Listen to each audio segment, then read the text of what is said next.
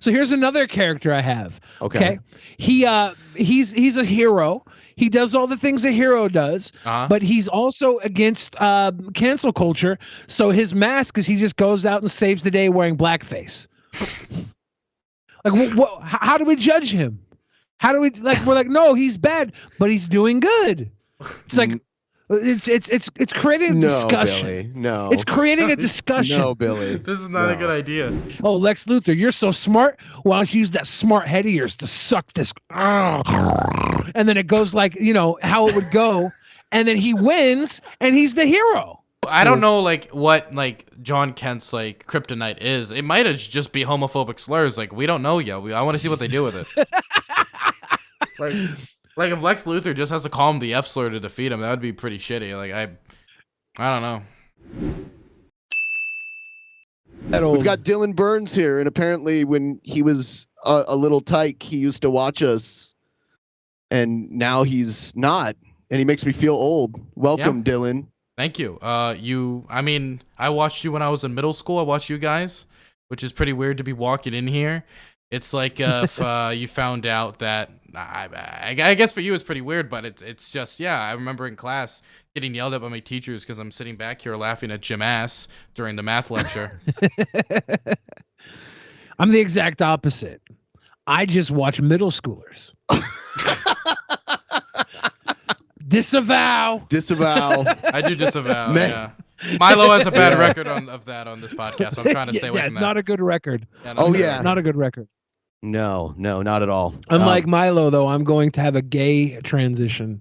You're gonna transition to gay. Yeah, I'm gonna go to convert therapy to become gay. I think it'll be a good life. What kind of treatments do you think they would do on you to make you gay? I hope there would be some sort of interior decorating. I really enjoy that. I think that's a smart move. Yeah. So how's things going? I don't know. It looks like Steve Bannon is about to. Yeah, and I have a news clip about that. I saw Dylan was watching it on his stream, and by the way, we are also streaming on Twitch.tv right now. Yeah, well, you're streaming us. That's what I mean. You're restreaming us on Twitch.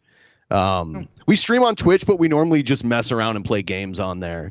So no one really watches our Twitch channel. Yeah, Steve Bannon's been sentenced to fucking around, so he's gonna find out.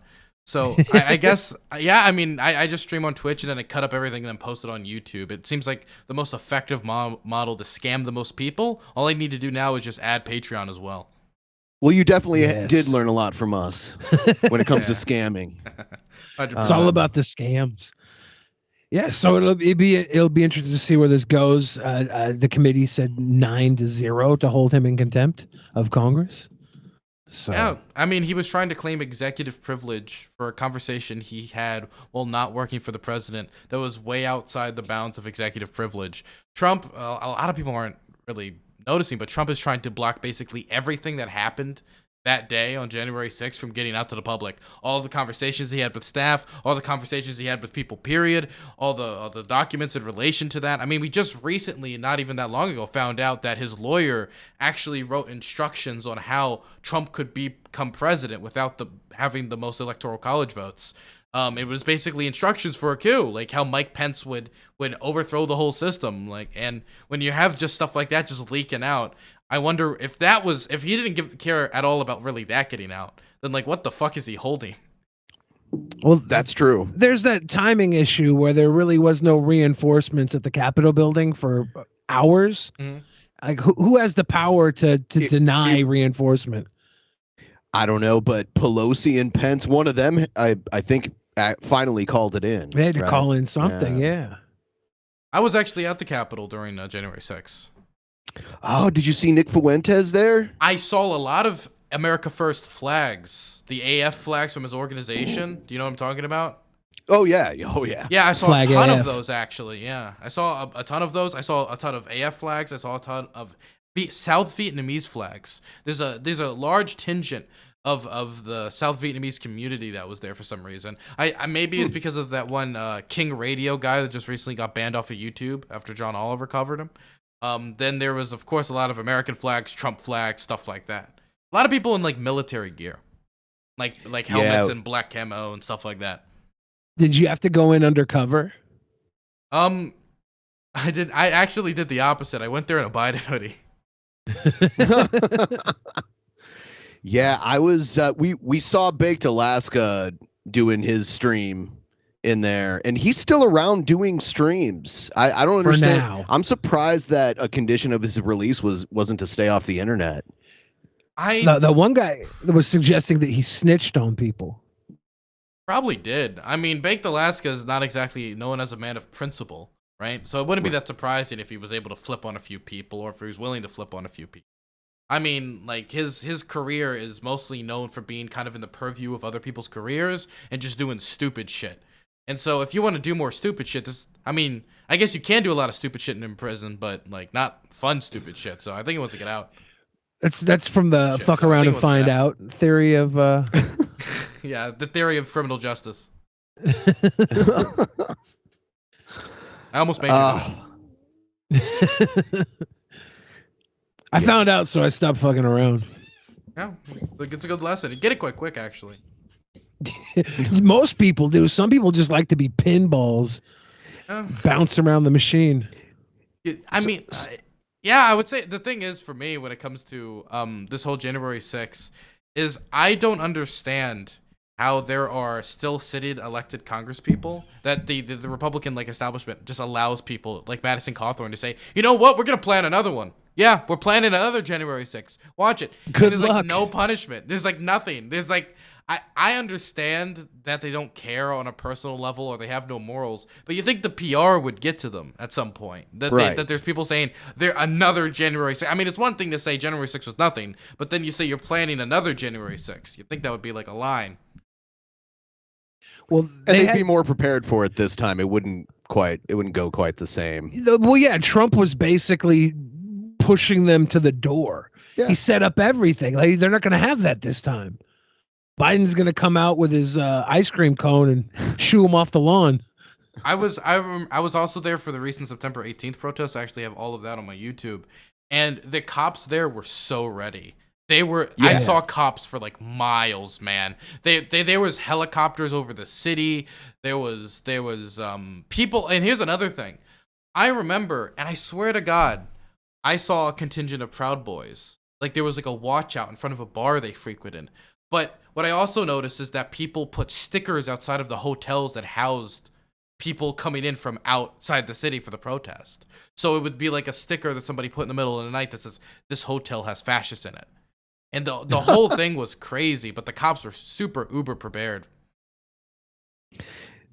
Changing the subject a little bit, there was something I noticed that you did a few months ago. Didn't you do some kind of like wrestling themed competition amongst a bunch of people involved in your streams? Yeah, it's called the Hippy Dippy Championship. What we do is, since everybody like does internet blood sports, right?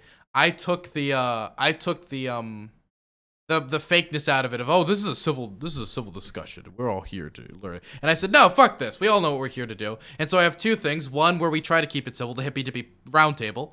And the other is the Hippy Dippy Championship, where we have a wrestling belt where two people debate, and whoever gets the most judges voting in their favor gets the wrestling belt, which takes about it's like $300 to produce. It's a really expensive, high quality wrestling belt. We are buying the rights to music. People are gonna have entrance music. We're actually have a production staff working on making entrance videos for Titantrons. We are gonna hire a ring announcer for the next show, hopefully.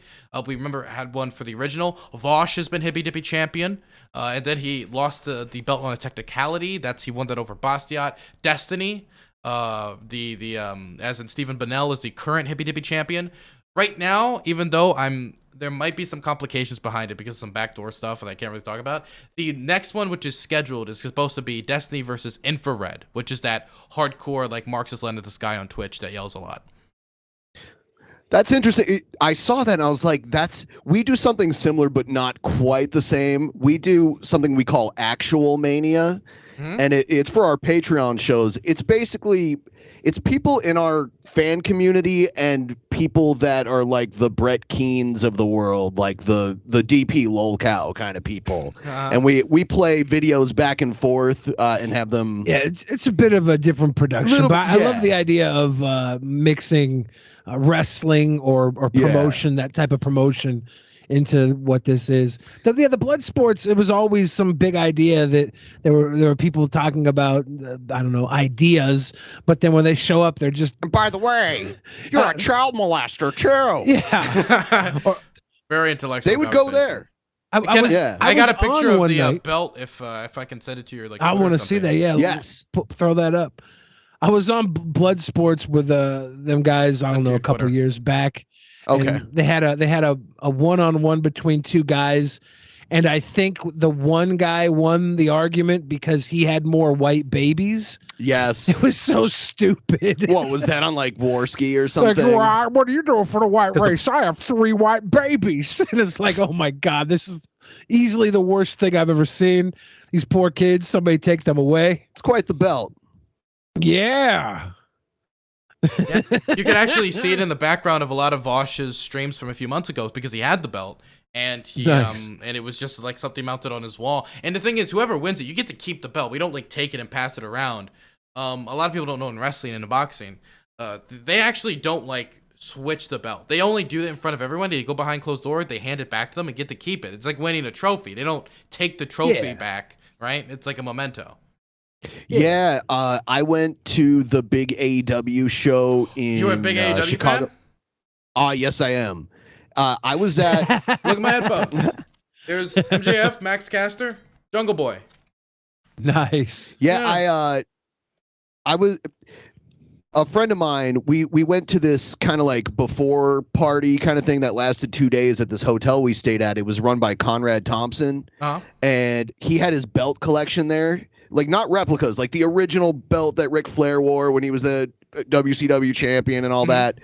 And it was like there was a lot of drinking and stuff going on. And my friend, our friend Scott Henson, he's a pro wrestler, like an indie pro wrestler, and he's a furry. He dresses up like a big, like almost like a tiger when he wrestles. And it was late at night. We had a lot of drinks, and a bunch of the AEW wrestlers came to this party that we were all at. And I was like, oh, I couldn't believe we saw Flying Brian Jr. And Scott was like, yeah, I talked to him about, being a furry one time when we shared a card together.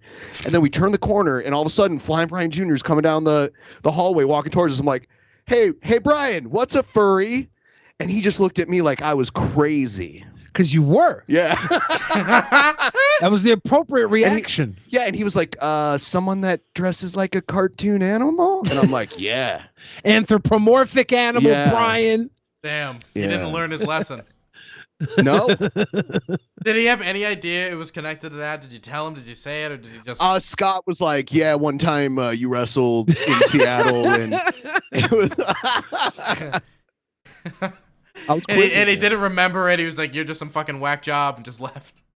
I think so. He was there with a girl, and he probably wanted to be left alone, but the fanboys were drinking. Yeah.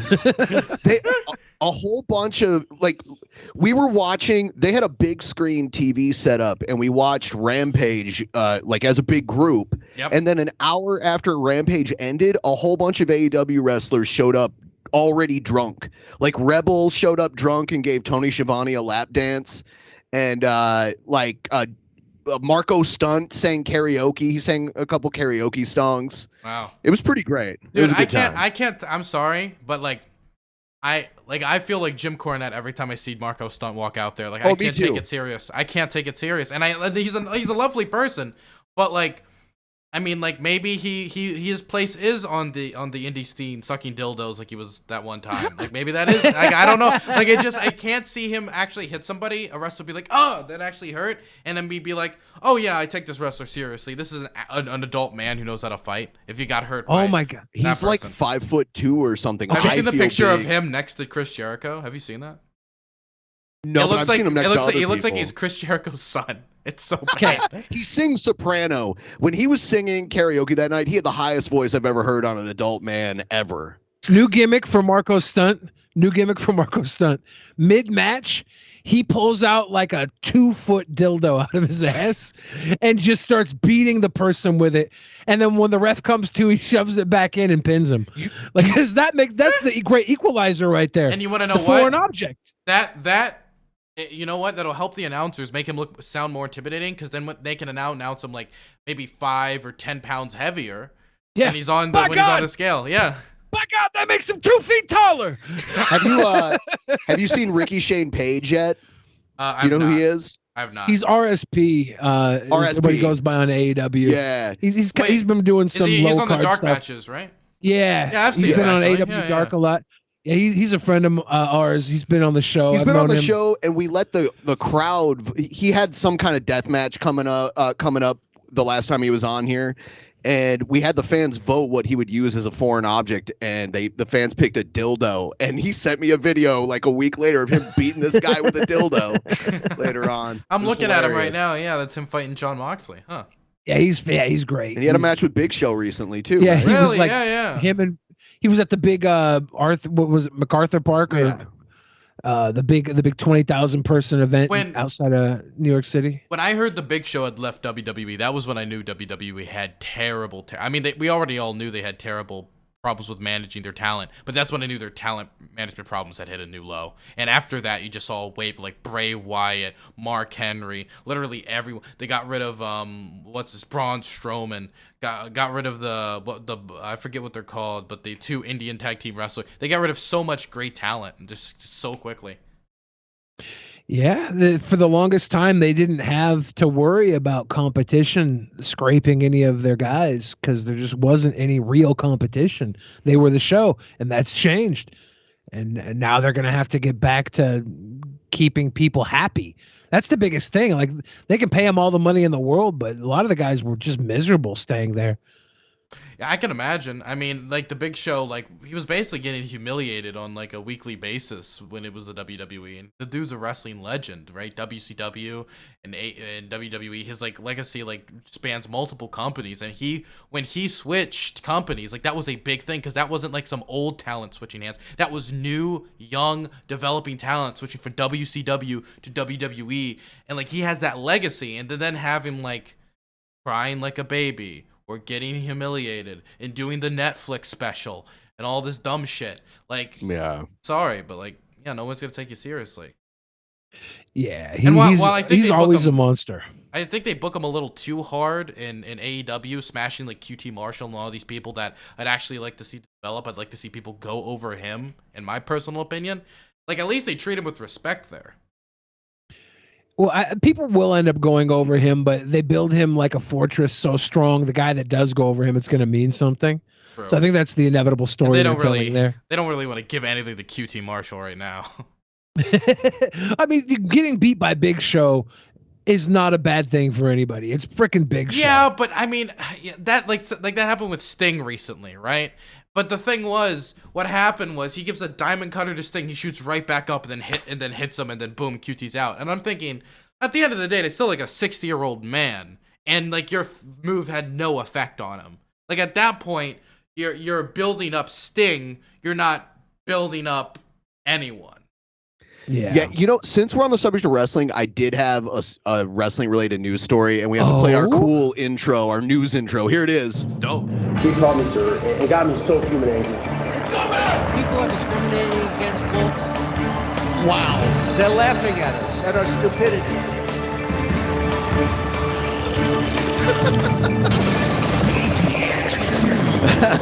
And you better well learn to love it. Not sure if you heard about this, but Ric Flair is going to be an honorary host at a Donald Trump fundraiser. Wow. This is the biggest controversy Ric Flair has seen to date. There's nothing else. That's all. Everybody just concentrate on this. He was like, Ric Flair was like, you know what? If y'all fucking hate me already, I'm just going all out now. That's what he said. Like, Trump needs a guy with a squeaky clean reputation at this point. That's what he needs. Well, if they're gonna try and cancel you, you gotta go to all in, right? Yeah, going WWE Hall of Famer, he's going all in. WWE Hall of Famer Ric Flair is among the sports stars announced as honorary hosts at a fundraiser being held by former U.S. President and celebrity WWE Hall of Famer Donald Trump. Other notable honorary hosts for the event are Baseball Hall of Famer Tom Glavine, former NFL star Doug Flutie, country music singer Brian Kelly, and former Heisman Trophy winner Johnny Rodgers, among others. As you might imagine, Flair and the other honorary hosts are receiving backlash on Twitter for accepting the gig. Flair would love to get backlash for this instead of what literally anything else. Right. I'm not really surprised. I actually heard Flair was a big time Republican back in the day. Oh, Herschel Walker too. I saw you talking about Herschel Walker in your stream earlier. Yeah. So he's on this too. Herschel Walker is a beast, and he was he had a long football career and then retired, and then he became an MMA fighter in his 50s and was fighting MMA. So he did 50s. The whole George Foreman thing. Yeah, and he's like 60 years old now, and now he's trying to get into politics. Well, he wants to click off the final. He just wants a life all around, right? He just can't let somebody else have the spotlight. He has to constantly just be the one succeeding, right? Making other people be like, why can't you be like Herschel Walker? Be like the other people's kids. Yeah. Right. But the thing that gets me about this is AEW, which was the company that everyone knew he was going to go over to. Everyone knew he was going to manage Andre El Idolo, I believe is how you pronounce their name, right? This new wrestler in AEW, to the AEW fan base at least, the Lucha community, and it drops that he basically sexually assaulted women on the plane ride from hell. This was already public knowledge, right? But of course, Dark Side of the Ring, amazing wrestling fan documentary series, covered it, and everybody was like, oh my god, I never knew it was this bad, because WWE would make animated shorts of it that were cutesy. They did. And if you see it, the women actually strip for him at the end of it, and the rest of it's history.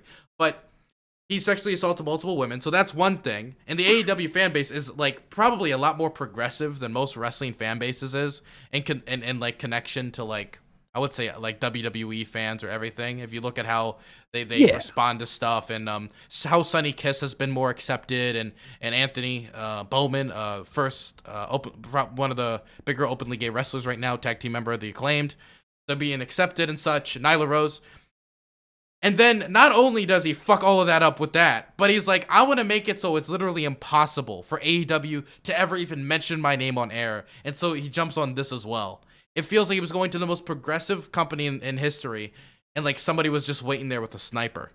One of the more progressive companies in wrestling. Yeah, have they ever made a statement about that they're not hiring Flair or anything? I don't think they would. Why would they even talk about it? They're probably just waiting for it to blow over. Honestly, I don't think they're going to bring him in. You don't think so? No. What's the point now? There's no blow over. If they bring him in, everything they've stood for far is in question. He was at All Out. He was definitely there. They just didn't show him. Yeah, I met his daughter, because his daughter is married to Conrad Thompson, and she was at that thing that I was talking about. You're talking about Charlotte Flair? Not Charlotte, but Megan Flair. Yeah, Megan. Yeah, Flair. The only Flair that didn't get into wrestling. She just married Conrad Thompson. She let a wrestling fan get into her. She did. I do see Lowbrow Jester saying, isn't there a trans woman working for AEW? Yeah, Nyla Rose. Nyla Rose was that Dylan mentioned in the list of progressive hirings, and I would. This is yeah.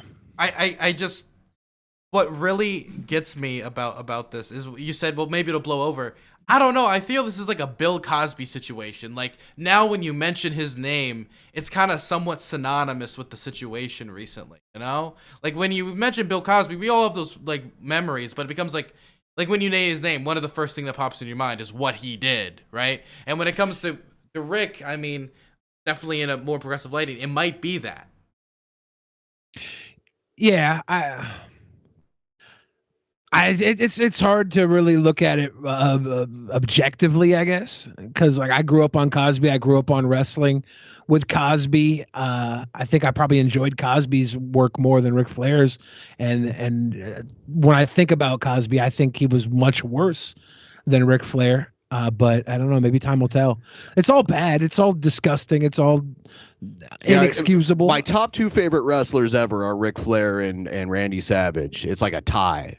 So just as far as their body of work, they're my two favorites. Toxic. They're all toxic. They made a Dark Side of the Ring about Randy Savage, but he didn't come off looking that bad. Oh, they asked the wrong people to talk about it. Oh, okay. They should have just let Kevin Nash and Scott Hall talk about Macho Man. We'd all hate them. I can't wait. Dark Side of the Ring, Mick Foley, once he like hugged a child too tightly. Yeah. Yeah. He put a kid in the mandible claw. I will say though that it has been proven that the Dark Side of the Ring guys edited Rob Van Dam's interview in a way that made him say things that he didn't actually say. Really? Yes, and he did tweet about that. He said, "For the record, this was selective editing. I did not say that I saw what they're. I did not say that I actually saw Ric Flair do like grab the woman and put her hands on me on himself." And that's questionable. Wait, are you talking about Ric Flair, or was that Rick's? Was that what's his name? Razor Ramon? Not Razor Ramon, but Scott Hall. Scott Hall, yeah, Scott Hall. I thought he was talking about Scott Hall in that. I think there was a part that was edited in a certain way that made Rob Van Dam sound like he said that he actually saw Ric Flair grab the flight attendant's hand and put it on himself. Yeah. And that he didn't actually say that. Got it. So I don't know. I mean, their job is to make it look a certain way. They went into it with a certain, and there was already talk about this happening like months before that show came out. Like people knew that this was coming, I think. Yeah, it was pretty much known that Ric Flair he got released from WWE as a I don't know whatever his role was with the company. He got released months before this came out. And that might have had something to do with it. Yeah, it was a straight up release. It wasn't like a contract ran out. It's funny that they'll release Ric Flair for that, but Linda McMahon can go work for Donald Trump with the whole grab him by the pussy thing. You know what I mean? Like, well, I think that's part of this fundraiser. If you're a $10,000 donor, Trump will fondle your junk. Huh. Pretty sure. Do you think this is gonna be like a coalition of like sexual assaulting like individuals? Like the Ric Flair, Donald Trump, they're gonna get together, start a political pact, finally like fighting for their interests as a collective group. Yeah. Yeah, I think they might all get together and start a new wrestling federation. GBTP, grapple by the pussy. Is that too much? Am I doing too much there? I think you're fine. I might be doing too much there. I'm seeing this people on the host committee here, Janet and Dale Westling. It's almost wrestling. I know. This is the World Wrestling Federation. Greg and Drew Westling? Who the hell are the Westlings? I don't know. I need to know all these names. There's a Fisher. Family. There's Art Fisher, no C, and Rhonda and Cliff Fisher with a C. What is going on here? So Donald Trump with these fundraisers, if he doesn't run, he still gets to just keep the money, right? Yeah. But he can't like spend it on personal stuff, right? It has to be campaign stuff, pretty sure. Yeah, but do you think what do you think the chances are that he spent election money on personal stuff? Yeah, he might reimburse it if necessary, and like, I mean, the odds if there's any politician that would do it, it's that he's probably at the top of the list. Right. Yeah, it's just weird that he's doing this. And Has he announced he's run? Yeah, he hasn't. No. Whenever he's asked, he's like, I've already decided, but I'm not going to tell you if I have or not. So what is he raising the funds for? Like, is it even linked to anything? If there's no campaign. Does he just? There is a campaign, but he hasn't officially said that he's running. Yeah, it's weird. It's obvious. I mean, the thing is, he campaigned between elections last time, but like it's obvious he's gonna run again. Everybody knows unless there's a medical emergency or something happens to him medically, he is going to run again. And did you guys see his speech in Iowa? No. Oh, no. Was that the one where he said that if someone was going to run against it, if he decided to run, everyone would just quit? Anyone who was going to primary him? I believe so.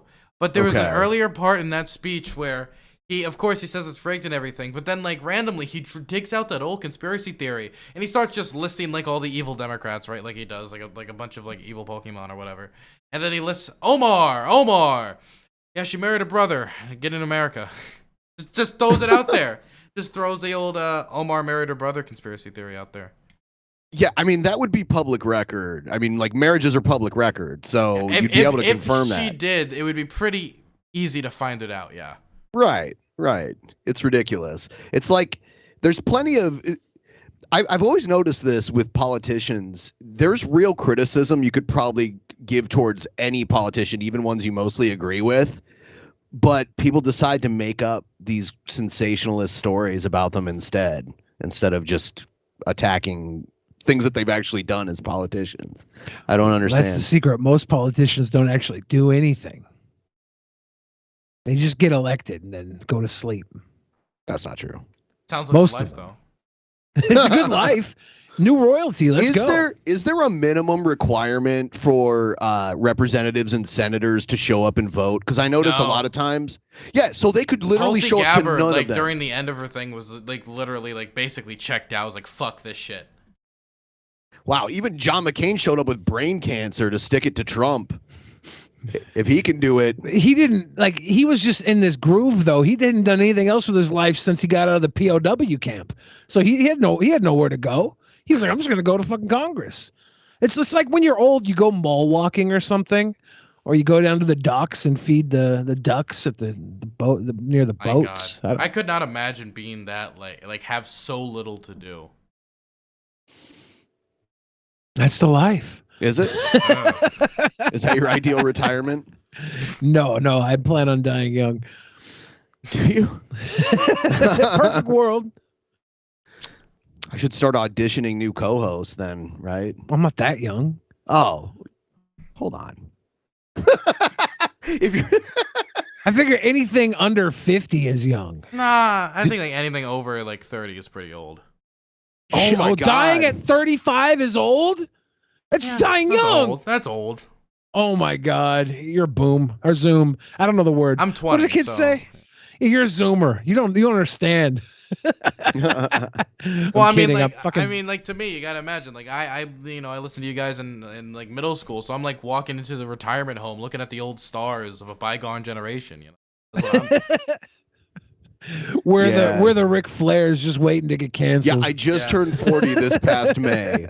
When I started doing DP, I was 33. Damn, 7 years of DP. Yeah. That'll stretch you out. Yeah, it already has. Just not in the right direction. It stretched me out sideways, but not vertically. Not the desirable stretch out. Check this out. Dennis Prager got COVID on purpose. Did you hear about that? Yes, I did hear about this. This shit's crazy. He's a bug chaser. Here's a story about that. A nationally known conservative radio host has announced that he intentionally contracted COVID-19 days after he came to Colorado for an event for Republican Heidi Ganahl's campaign for governor. Dennis Prager came to Colorado a week ago Sunday, October 10th, for this event with Ganahl. He said today on the radio that he tested positive for COVID last Wednesday. Prager described how he has been trying to catch COVID to get natural immunity. Engaged with strangers, constantly hugging them, taking photos with them, knowing that I was making myself very susceptible to getting COVID, which is indeed, as bizarre as it sounded, what I wanted, in the hope that I would achieve. Hold on. Did he steal? Okay. That logo in the lower left hand looks really familiar. That's DP. Yeah, he stole it from, he just changed the color. I hate him. Damn. And I just want to say, like, he's going around trying to catch COVID. He catches it, and he's still trying to catch it. He's spreading it to everybody. He goes around hugging and mouth kissing or whatever the hell and he said he was Dennis doing. Prager at his age, like half the people he's hugging are probably around his age, which is the most susceptible age group. And he's saying this to an audience of people who are also, sorry, this might be a shock to you guys, but most of the people I go to class with don't exactly like listen to the Dennis Prager podcast at every waking moment of the day. So the people who are listening to him and getting his advice are going to be people around his age, like these older 60, 70, 80-year-old people who are going to be being told like, hey, yeah, go fucking catch COVID. Or nah, I'll give it to you. Merry Christmas. This is sick. So how's he doing? He caught it, right? He caught it. He said he never needed to go to the hospital, if I remember. Well, lucky him. I hope nobody who he was hugging and kissing after he caught it and died. He should be held accountable if that happened. 100%. He's natural immunity and be taken care of by therapeutics. A Ganahl spokesperson said they had no idea that Prager had COVID-19 until he announced it on the radio today. The Ganol campaign said it would notify everyone who was there. Do you think he actually had it? Probably, but Yeah. he could be lying.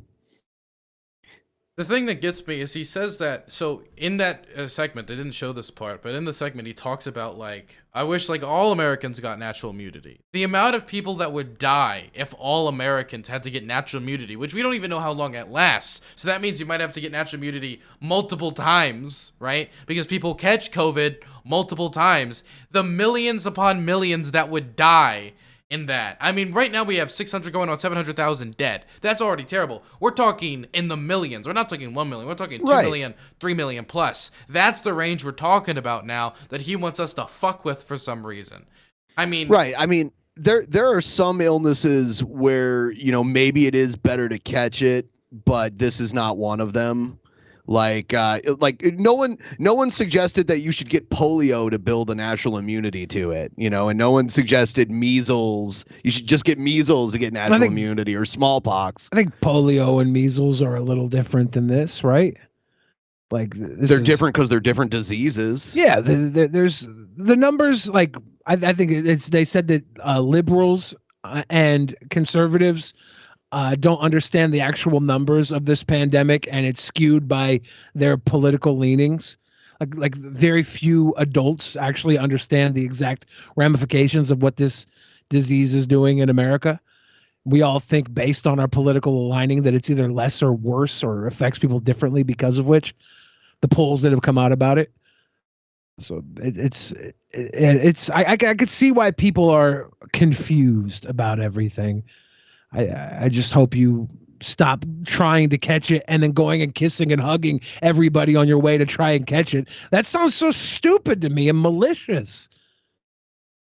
What really gets me about all of this is the fact that Dennis Prager has a long history of being like a total asshole, right? I mean, I don't know if you guys have you guys ever heard about the time he wrote an article saying that if you don't want to sleep with your husband, you're a bad person. Like, you should just sleep with him. That's like an old Catholic doctrine. Yeah, he wrote a whole article about how like it's the man's wild, beastly nature, and that you must like sustain the nature and be a good wife. And even if you don't really want to sleep with him, you gotta sleep. I'm sure. Like, I bet he like once he finished, he like walked up to his wife. He was like, "So read my blog today by chance?" But he has a long history of being an asshole, but I've never actually seen him directly advocate for something like this that would just straight up just kill millions and millions and millions of people, just like everybody should get natural immunity. And he said it was superior to vaccine immunity, which the science on that is 100% divided on whether it actually is as effective or more effective or very much less effective. So he's just saying not only is he just a monster, but he's also incorrect.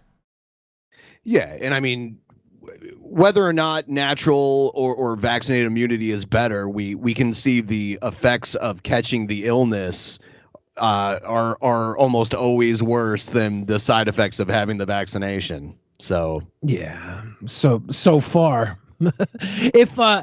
if you really want to catch COVID, you shouldn't be like troll fishing for it. You shouldn't be going out kissing and hugging everybody. That's disgusting. Find somebody with it. Visit them, make long, deep, passionate mouth kisses, and then go home alone, incubate for 2-3 weeks, survive, and don't affect anybody else along the way. That's like probably the proper way to do this. He's saying just super spread. That's disgusting. These are the type of people I have zero sympathy for. Like, I have sympathy for like somebody who just would like absorb disinformation and like didn't get vaccinated or didn't have the time to, or any of these things. He is somebody I have zero sympathy for catching COVID, because it's somebody who has deliberately not only put himself in harm's way, which is the fuck around, find out philosophy, but he is also putting other people in his direct vicinity at risk and all of his mostly elderly listeners at risk. I remember recently Lindsey Graham made a speech in South Carolina, and he's like, "Hey everybody, I suggest you all get vaccinated." And his audience, mostly like 70, 80-year-old people, just start booing him. And he's like, "Well, I didn't say you had to. I'm just suggesting it. I mean, did you know that 92% of the people in South Carolina in hospitals are unvaccinated?" And then someone just said, "You lie! False guy!"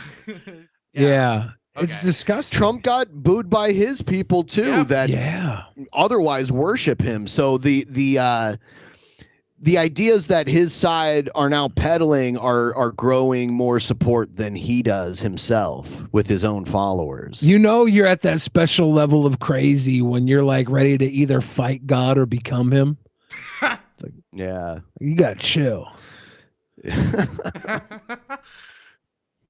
I saw this local news story the other day that kind of intrigued me. Do you know Cali Burger? You ever heard of that chain, Billy? Of course, yeah. They're the owners of In-N-Out, and they opened up a location in Japan, and then they opened up here in Seattle. Is it owned by In-N-Out? It's not owned by In-N-Out. It's owned by the people who started In-N-Out. Oh, the original In-N-Out people. Yeah, so they went and made their Cali Burger options, which are basically In-N-Out, but they have higher class side accoutrements and settings. So they just set up shop in Shoreline, which is north of Seattle, for those people that don't know, and they're fully automating that location. They're working their way to it, and here's the story. Yeah, hello there from Shoreline. I have come to this quaint and unassuming strip mall for a preview of the future, and to meet this now internet famous burger flipper everybody is talking about. Froyo place. Not because of his performance, not because of her extraordinary technique behind the grill, but because of its artificial intelligence. We know from social media Flippy does burgers, but now in Washington State, Flippy's taken over the dangerous fryer duties. Yes, very excited to have the first Flippy in Washington State and Seattle. See the Flippy. Flippy does all of our frying. What did you think when you saw Flippy doing its thing? Oh, somebody's got to get replaced by kiosks. Really excited. Somebody's got to beg the robots not to kill the customers, right? She's the first line of defense for the last 3 years. The flesh shield. They installed the first one in Chicago. Yeah, this is actually across the street from my card shop where I would go buy magic cards when I was 11 years old. They moved down the road, but this is like my neighborhood when I was growing up. Less touching and so once automation replaces the entire workforce, we just have to we're just gonna all have to get paid by the government, or we have to buy our own robots, take out loans to get our own robots. Loans? Yeah. Yes. What robots are going to podcast soon? No one will watch or listen to podcasts because they'll all be doing their own. Exactly. I don't have time to watch other people's Twitch streams. I just stream myself. Once I started Twitch streaming, you just stop watching other Twitch streams. Oh yes. Yeah. I stopped watching YouTube when I started streaming on YouTube. Okay, this is what's sick to me. There's actually robot code on these buttons for these machines. Yeah. What are these hieroglyphics, these roboglyphics? I don't like this. This is their language. What's going on? Oh, no. I don't appreciate this. What? There's not a freaking fry slide. Was that a tendies slide? Yeah. Was that chicken tendies sliding down there? What? All right, robots.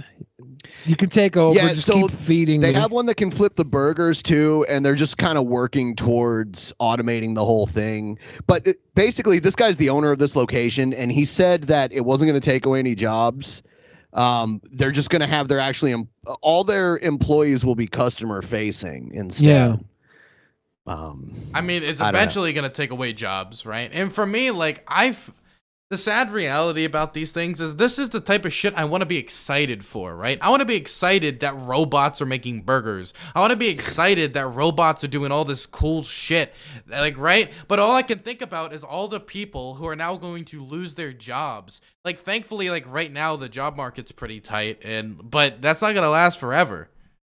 Yeah, one thing that I think about a lot as far as automation goes is what happens when semi drivers are automated, That's happening sooner than most other jobs. Yeah. So all of those self-driving vehicles, anyone whose job it is to drive any kind of vehicle is going to be out of work. I mean, like buses. I even talked to a bus driver one time when I was riding the bus. I was the only person riding the bus, and I was on my way back from the bar, and I talked to him, and I was like, "How long do you think it is before buses will drive themselves?" He's like, "It's coming really soon." Oh, I thought you were gonna say he took off his face and said, like, "We're already there." That would have been so cool. Yeah. Yeah. Fully automated gay burger communism. How do you know the burgers are gay, dude? That's 100% straight beef patty. Or I think the robots would be gay that make the burger. Yes, exactly. They're burger flipping gay. I might go there. They do like lettuce wraps. There's no way robots can wrap the burger in lettuce though. They don't have like. There's got a human being who's got to wrap my lettuce burger. Because I'll get a goddamn lettuce wrap just so the humans have a job. No buns about it. They'll be able to handle lettuce. I guess like these are the type of conversations where I start to think of like, how do we actually restructure our economy to like deal with the people who are eventually going to be laid off of these jobs? I mean, people always say like, well, eventually we'll just make more jobs, right? Which, I mean, like so far we haven't really like hit that steep hill where there's not enough jobs for people. There are at the moment, right? We have usually we have like a 3% unemployment rate. But I do think there has to be like a moment, like eventually, where there's just gonna either be a question about people are going to either need to work less, or we're gonna need to deal with the fact that we are hitting a possible precipice for unemployment. And what are we gonna do with those people who are unemployed due to no fault of their own? Yeah, the only job I could see this creating is whoever has to come and maintain these machines. Bro. Other than that, yeah. I think the talk of a UBI right now is there's a reason people are discussing a UBI, because like we're gonna need to give people a basic income or a basic sense of living. Eventually, we'll have self-repairing and self-replicating robots too. So then, then they'll take over. When the robots just start humping. Yeah. Yes. Yeah. But yeah, I think we're gonna have like a basic level of living, like basic housing, basic food, basic everything that people will just have, and then they can aspire from beyond there to I don't know, get their iPhone money or Magic the Gathering card money. Whatever. What do they do to aspire? Like, They become bards. Bards. Yeah, we're gonna have a bartering system where you have to sing for your fucking sandwich. A bartering? Bartering, yeah. It's Beautiful. It's the future. Because robots, like they might, like nobody wants to hear auto-tune, right? No. Robots. Apparently, a lot of people do. I hate it, but I guess that's just because I'm old. Because young people like the sound of auto-tune. Which we established earlier. Yeah. So I'll agree. I'm up there now. I'm getting up there in years. So. Yeah, thanks for reminding me again. No problem. This I don't know how old this news story is, the next one, but I just find it'll seem like a pretty normal news story until they interview the woman whose house caught on fire, and then she says something you are not going to expect at all. Well, I can't wait for this. Okay, well now I'm excited. Thursday, July 23rd. I'm Dan Martin. Is this woman wearing a wrestling outfit? Yes. Is she gold dust? It's a fire that started in a going on garage here? and spread to several other buildings. It's forced some people out of their homes this morning. First News reporter Derek Lewis was on the scene in Leavittsburg shortly after that I don't fire even know what broke out town right this around is 4 in. o'clock this morning. He joins us They're now in front of the live Huntington with the building. latest details. Derek? Those are all over like the Midwest. Yeah, good morning, Dan and Amy. I am in Leavittsburg, and I'm just going to step out of the way now so you can take a look at the scene, what is happening right here behind me. You can see that firefighters are still working to make sure that this fire is out. Smoke is still in the air, and firefighters are still over here trying to make sure that everything gets under control. I've been speaking to neighbors when I got here on the scene. They told me that it was shortly before 4 o'clock when this fire started, and they just heard noises, and then they came. Someone says WKNB, Youngstown, Ohio. Okay. Out and saw this fire, and they did what they could to get out of their home. The murder now, capital of Ohio, who, by the way. Owns this garage here that is on fire. Oh no! is Stop Heather. it! Stop, dude. What? This is obviously a meth explosion. This is so great. What she says here. Tenny, Heather, tell me, you woke up around 3:45 and you saw this. What happened? I woke up to beating on the doors. My neighbors, I opened up the door, my neighbors were like, get out, you know? So when I opened up the door, I see just blazing from the garage. And I woke him up, my husband, and we got out as fast as we could. I had him move the vehicles out of the way, and I had him go back in the house to get our 2 dogs that we had in there. When you got outside and you saw what was happening, you saw what was going on, what were your thoughts? Oh my gosh. I didn't ever think it was going to happen to us. Do you know how this fire started? Yes, I do. Oh, it no. was because of my cousin. And I don't want to mention no names. Was it your bad cousin? So it was because of her cousin. Just it gets so much better. Her bad cousin's lighting fires in the garage. Wait till she says the reason she thinks her husband set the fire. Cousin. or her cousin, right? Her husband might be Leave her her husband cousin. alone. Well, but this is a different cousin, I think. Cousin. Yes. And you said you think your cousin started this. Do you know how or why? He's mad because he can't get with me. I'm married to my husband. And to make it short. He put him in a hospital once last month. And he figured he's going to do something else to get back. All right, so right now, the guy's like, all right. All right, the fire has been put out. Thank you for the information here. All the neighbors here were able to make it out of this house, out of their houses safely.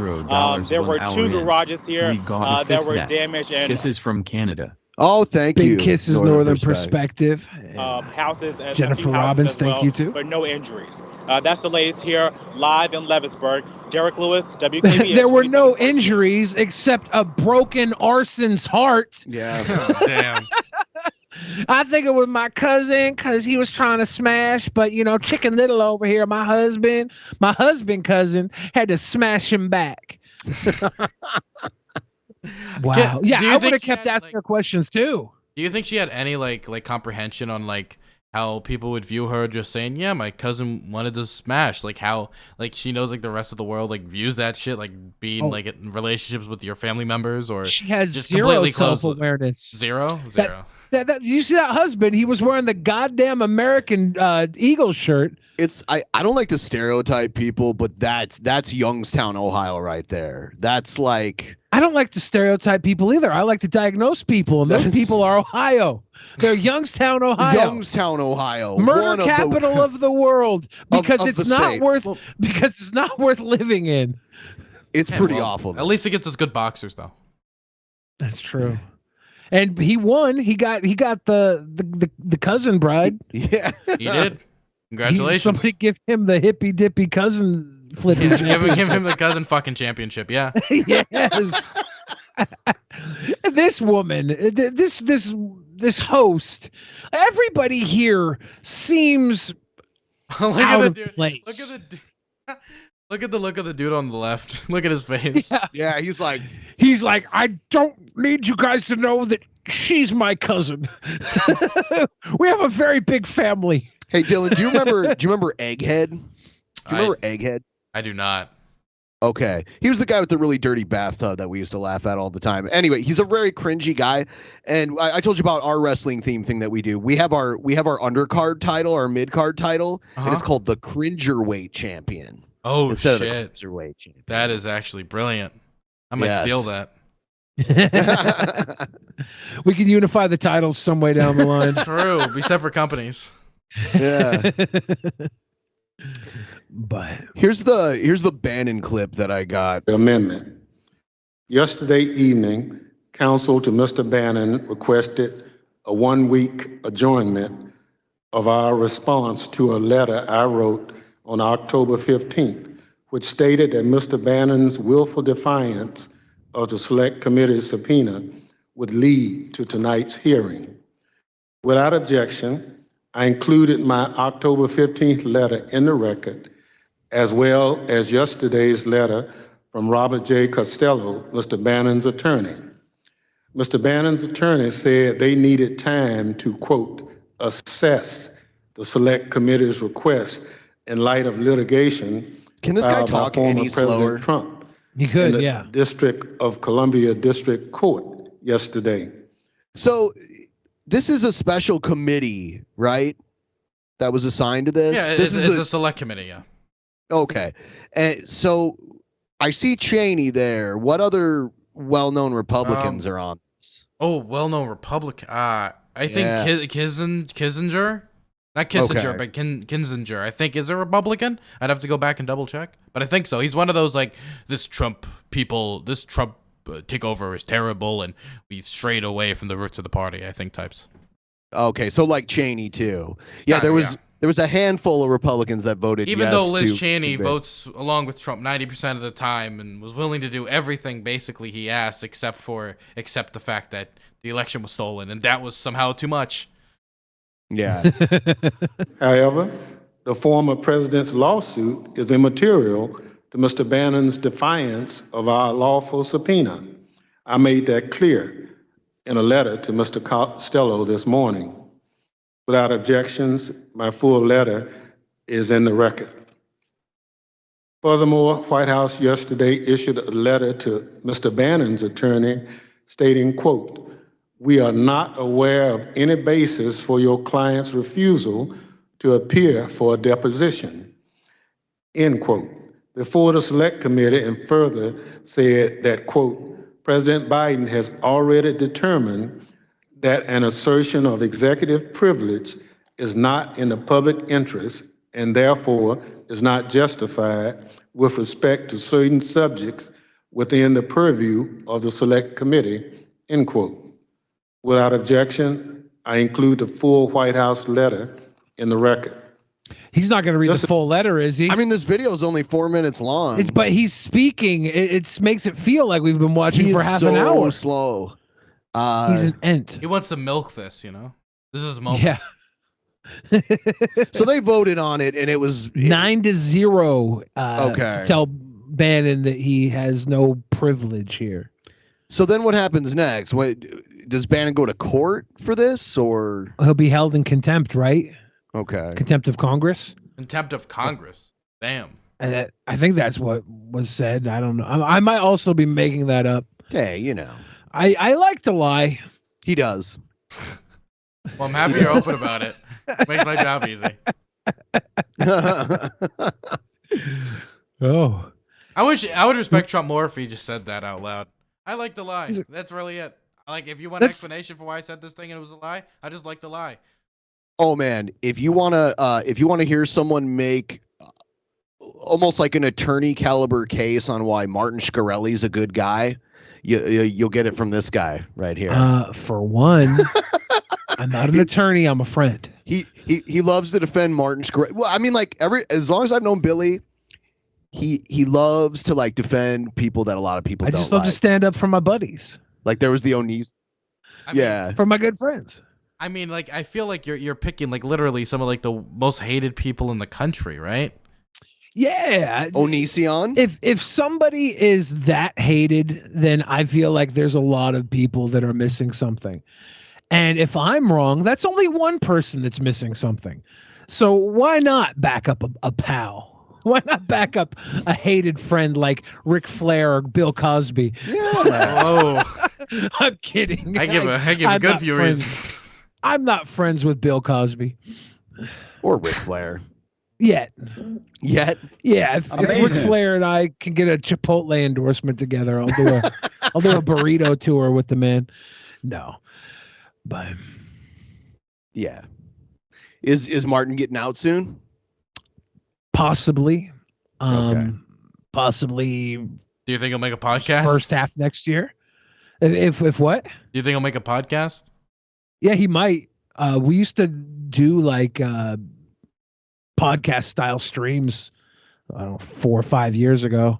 And that's something when he went in, he was going to have me take over his YouTube channel and do like just keep the thing alive for a while. And we didn't work anything out. So he's just sitting in prison trying to save the world from COVID. He's the hero. He's the real hero. He's not the hero we deserve, but he's the hero we need.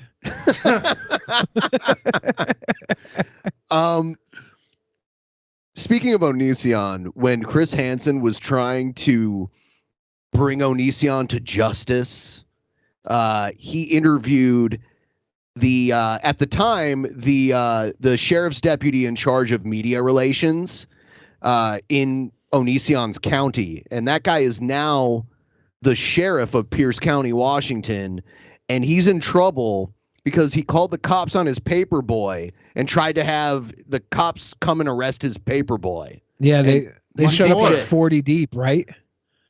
He said the guy was threatening his life. He was black and in his neighborhood. Yeah. Wow. I've never heard of a story like that before. News. Washington State Attorney General Bob Ferguson has filed misdemeanor charges against Pierce County Sheriff Ed Troyer. This guy, Ed Troyer, he did an interview with Discovery Plus for the Onision documentary, saying that, we haven't really found any. Wait. Back the fuck up. Discovery Plus made a documentary about Onision? Yeah, yes. I think it's like a 4-episode series. Chris Hansen basically sold the rights to Discovery Plus. Like Discovery, like the Nat Geo shit? Yes, 100%. That they Discovery Plus is their online provider, but they end up airing the Onision series live on Discovery as well. Like it was on TV. They put it on TV. My parents told me they watched it. Yeah, they tried to interview me for it, and I couldn't sit down and deal with that. Yeah, you're in the Martin Shkreli movie, but you're not in.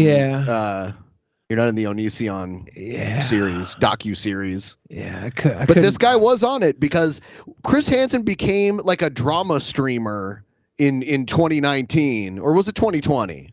Kind of both. Yeah. And he was all of the alleged victims of Onision. He interviewed all of them. He interviewed Repsion. He interviewed all the people that were Onision antagonists. And then he showed up at Onision's house and knocked on his door. And he used all of that footage as part of kind of shopping this docu-series around, and Discovery Plus picked it up. And this guy, the Pierce County Sheriff, the current Pierce County Sheriff, was involved. But he was in the documentary, and he's saying all this stuff about the investigation, the ongoing investigation, how hard it is to find evidence. And the case had been closed. It was closed for like a year before the documentary came out. The documentary had nothing to say about it being closed. Like they were putting Onision the entire episode 2. They hired a woman, or they didn't hire. They got a woman to interview that was kidnapped and brutally held captive and assaulted when she was 13 by a guy, and barely got free when the police found where she was at and broke her out. They interviewed her about how that could compare to Onision's tactics. What? It's absolutely bad shit. And Onision was found innocent. He was never formally charged. He was never charged with anything. He's guilty of being probably a narcissist, probably a weirdo. I don't know if he's necessarily abusive. I think manipulative would be fair to say. Mm-hmm. It's really hard to I don't think he did anything illegal. Did he do some things that are questionable morally? Yes. I don't. So far, nothing's been proven that he did anything illegal. Yeah, but that's not what the Discovery Plus would like you to think when he's on this criminal. It was a crime series. How do you have a crime series with no crime? How? Lawyer. And by the way, I played the DP On Demand relaunch promo at the beginning. There is an episode that a lot of people haven't seen on the DP On Demand series, and it's me and the original DP cast interviewing Onision. Like, he came to the studio and he answered a lot of tough questions. You weren't there to defend him that day. I didn't need to be. I made sure of it. Yeah, Ben was like, "Don't show up. Yeah, there'll be a 50 in it for you if you don't show up." I greased his palm. I was like, Stemming from a confrontation between Troyer and an African-American newspaper carrier back in January. Troyer called 911, which, because of Troyer's job, led to a massive police response. Yeah. So the sheriff is calling, being like, "Help me, there's this evil black guy snooping around my house." So they send in, a whole team of cops to arrest one guy for no reason. So he's in deep shit. And the thing is because he's elected, all they can do is charge him with the crime, but they can't remove him from office. I guess it's really hard because he has an elected position. I don't want to defend Onision anymore. I'm not going to defend Onision anymore, but I do want to point out anybody who ever publicly went out against Onision seems to have a horrible track record of their own. Just want to point that out. They're all pretty miserable on their own. I know nothing about the Onision case, so I don't know, man. Like, Billy the Fridge could be endorsing Satanists right now. I have no clue. So I'll just leave it to him. Okay. Sure. Yeah, it's been going on for like a decade now. Nick DiOrio. So, is it Nick DiOrio? Oh, it is. That's cool. Troyer said the man, Cedric Altheimer, threatened him, which Altheimer immediately denied and which Troyer himself recanted later that night. Troyer soon faced calls from civil rights organizations for his resignation. In April, Governor Inslee referred a criminal investigator to the AG's office, and today the AG filed 2 charges against Troyer, 1 count of false reporting and 1 count of making a false or misleading statement to a public servant. I thought it was fair, though, that this Troyer guy, Sheriff Troyer, was studied on the Onision case for Onision being a sexual predator. I thought that was a good case for him to be on, since his own son was a convicted sex offender. So that was that cool is too. true. I mean, he wasn't even assigned to the case as much as like his job before he became the actual sheriff was that he was the guy who talked to the media on behalf of the sheriff's office. Yeah. And then he got elected sheriff the year after he did the thing with Chris Hansen. Who has his job now, and what are they doing to defend him? I don't know. I don't like this statement, all cops are bastards. Because even if it's true, there's a lot of cops that are much worse. Oh my God. Yeah. So in our state, Washington State, they just instituted a state vaccine mandate. So if you work for the state, you must be vaccinated. And if you're not by yesterday, you're fired. And this is really sad to know this, but the highest paid state employee is actually the Washington State University head football coach. And he wouldn't get vaccinated, so he got fired. And here's a news story about that. And one of the most widely known state workers to push back on the mandate no longer has a job. This guy probably made $3 to $4 million a year coaching football, and he can't even get a shot. How much do the kids on his team make? 0. Ooh. And they did most of the work. University football coach Nick Rolovich has been fired. King 5's Callie Greenberg is joining us live in the newsroom tonight. Callie, the school called this, quote, disheartening.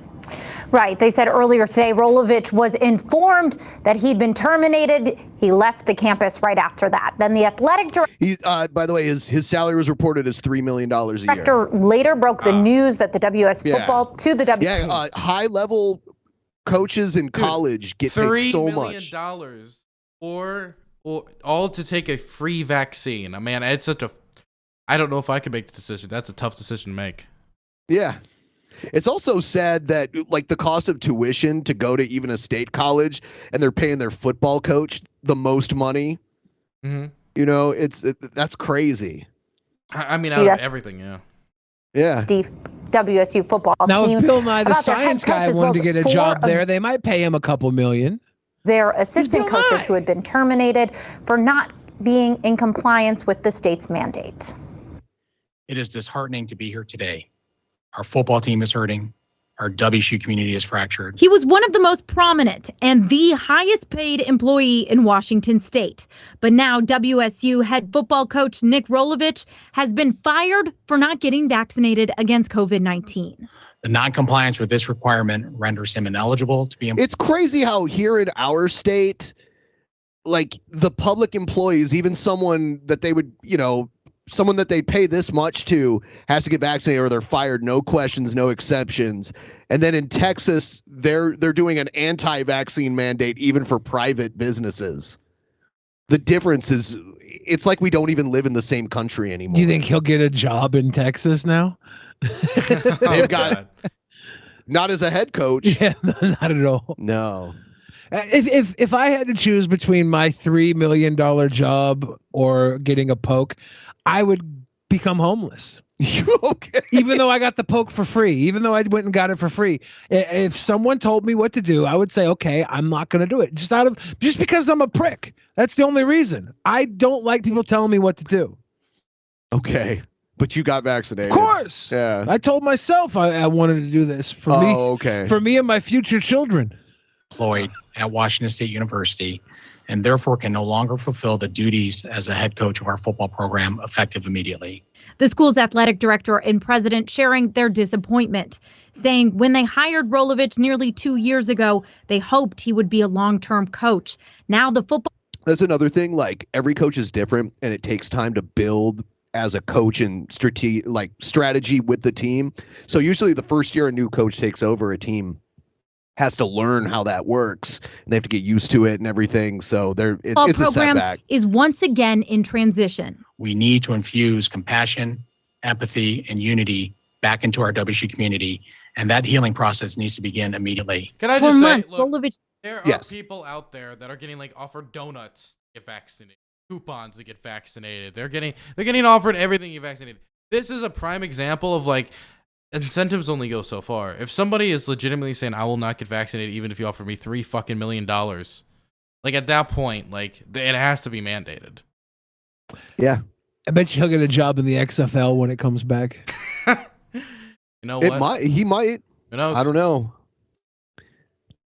Told the public he'd follow the mandate, but didn't explain how. Here he is talking with King 5's Chris Daniels in September. Have you received your shot or have you scheduled your shot? Yeah, I'm not going to talk about that, Chris. I understand what you guys are trying to get to, but are you seeking a religious or medical exemption? I'm not going to talk about that either, Chris. It later came out Rolovich applied for a religious exemption. It's unclear. Yeah, this is what they're doing now. They're and a lot of them, like anyone who's Catholic that says that they need a religious exemption. Thanks so much for the 5 gifted subs. Probably doesn't know that Appreciate the Pope got vaccinated. You know. So I don't know what his specific religion is, but to be fair, a lot of Catholics hate the Pope. A lot of conservative Catholics don't like the Pope because he's like doesn't hate the gays and like other things, right? yeah, which is weird that they call them like. I hate to know true Scotsman, someone, but like to be Catholic, you have to believe that the Pope is basically the successor to Jesus Christ on Earth, like the guy who took over for Jesus Christ and his. Not if he's icky. Oh yeah. I only like to be a Catholic because it's makes me feel closer to the Nazis. Yeah. And you saw the story out of France about the Catholic Church, right? Oh yeah, the 330,000 boys. I'm not surprised anymore. But then I looked up like the amount of offenders that they had in France. I looked up out of all the priests there were, if the percentage of priests that were offenders was any different than the percentage of offenders in like regular population. It's a similar amount of sex offenders in the priesthood that there were in regular population.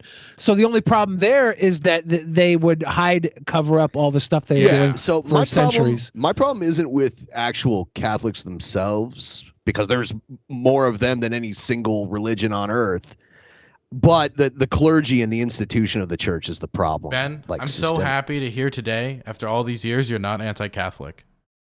You're not like a 1700s racist, like the Catholics taking over America. Well, I mean, I went to Catholic school K through 12, but I will say that there was a priest at my school that I knew that went to prison for having CP on his computer, and he got arrested.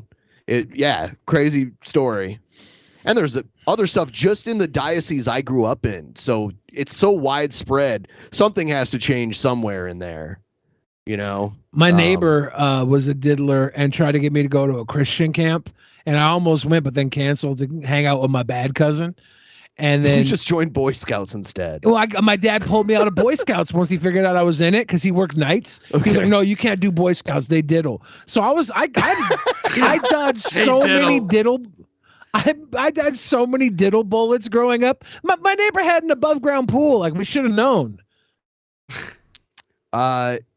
Here's another story about the vaccine mandate. I remember I lost my virginity. First day I went to church camp. There was a girl. She's like, I remember I was at oh god, the story. I was the first conversation. She just opens up about tentacle hentai. Like 2 hours later, boom, I lost my virginity, man. That was like, it was at church. It was great. Did she have a tentacle on her? Yeah, she had it, of course. That's why I did it. Hot. Yeah, no, like church girls are like the best. They'll just repent for all the dirty stuff they do. Catholic girls are super sluts. Christian girls beg for it. I haven't dated a lot of Islamic girls, but I imagine they're the same. I don't know. Every religious girl is just hungers for the dong, and so And so do atheist women too. Like this is the. I think. So you mean just all women? I think all women hunger for it. They need the Hunger Games. They need to play some Squid Game down there with the tentacles. We need to be progressive about this. Gay men too. Oh yeah. Okay. And here's the thing: straight men get a bad rap. Okay, because straight men actually don't want to have sex. They're just the object of everybody's affection. They're forced into it. We're objectified. Yes, we're objectified as straight men. Here's Holy shit.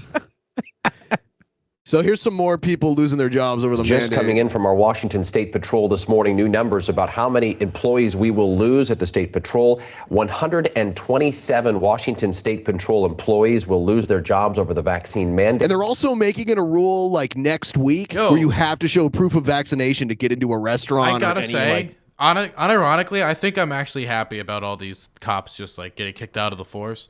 And the biggest reason why is like, for me, this is like, we're increasing the IQ of our police force in one fell swoop by like 20 points, man. Like we're just basically like purging all the fucking idiots all at once. And if anything, it's probably going to increase the how pleasant a police interaction is overall in every state. I mean, like, this is doing more work in purging dumbass cops than all police reform has in the last 20 years. How many of these cops do you think are going to try and pull some Joker shit now? Well, this cop at the end, this clip they show, I think this cop released it on Instagram or somewhere. He talks shit to the governor. This is my final sign off after 22 years of serving the citizens of the state of Washington. You're hearing from one of two State Patrol troopers who resigned over the vaccine mandate. Oh, they cut out the part where he's like, I think he said like Jay Inslee can kiss my ass. They made their the final calls over the radio hours before the mandate went into effect. Troopers are state employees and must have been vaccinated or exempt to keep their jobs. There should be no religious exemption, honestly. Not at all. Yeah. The only exemption should be medical exemption, and you have to have a history of bad reactions to vaccines. I think they were saying like 92 to 93% of the force has been vaccinated. 6 to 7% got religious claims, and then 1% are probably going to be the ones that get oofed if they didn't follow through last night and get it in before midnight. Yeah. This is the one that affects normal people the most. It's especially around here because a lot of people depend on the ferries to get around. The ferries are going to be fucked, basically, because they've had like a bunch of workers call off on a day and they had to cancel ferry routes, and now they're losing a ton of employees. Yeah, it means more of this, more empty ferry docks. Fewer workers will mean fewer boats, which means fewer crossings and more headaches for passengers. But these people act like it's the government's fault and not their fault that people are going to be missing boats. True. You know, I wonder These if they'll three do ferry workers Uber have a for like boats now. Like you can call up a boat to take you across the water. Dude, someone, combined. You probably need all kinds of insurance for that kind of stuff. I don't know. 35 years of experience. Chief Engineer Craig Hendrickson notched 23 of those years, a career that is now coming to an untimely end. It's still surreal. It really is. I feel like I'm in shock. Craig is a father of 5. He was granted a religious exemption for the mandate, but he says the ferry system refuses to make any accommodations that would allow him to keep working. I applied for other accommodations, like what does this maybe dumbass driving a shirt snowplow or something. You know what I mean? Anything, nothing. They won't accommodate me in any way, shape, or form. The ferries have been plagued with problems during the pandemic, sorry. specifically staffing shortages that have paralyzed the system at times. Ferry officials blame a global shortage of You mariners. didn't want to but accommodate them by getting a prick, so why should they accommodate you? You're the only one I know that calls the vaccine the prick. Really? Yeah. A lot of people call it poke, right? Yeah, the poke or the jab. The jab. Yeah. I like the prick. Because prick is like another word for male genitalia, I know. right? Yeah. They call it the stabsies. The stabsies. Yeah. His crew members say, Is it not cool to call it Fauci ouchie anymore? Was it ever cool? Yeah. that isn't the real problem. They'd rather cripple the state ferry system than keep the boats running. No, you are crippling it. You are the problem. Yeah. They'll hire new people pretty quick. Worker Christopher Anderson says the state could solve the crew shortage if they would simply grant the accommodations many are seeking to stay on the job. Now, he says, the public will pay. The passengers, they're going to be missing medical appointments. They're going to be stranded at the terminals for hours on end. Yeah, just they're going to be late for their own job. Think of all the people you're fucking over. Yeah. Ripple effect. At one point this fall, just 28 workers called in sick out of 1,400 crew members, forcing the cancellation of more than 150 crossings. Since then, ferry officials have cut the number of boats to meet the worker shortage.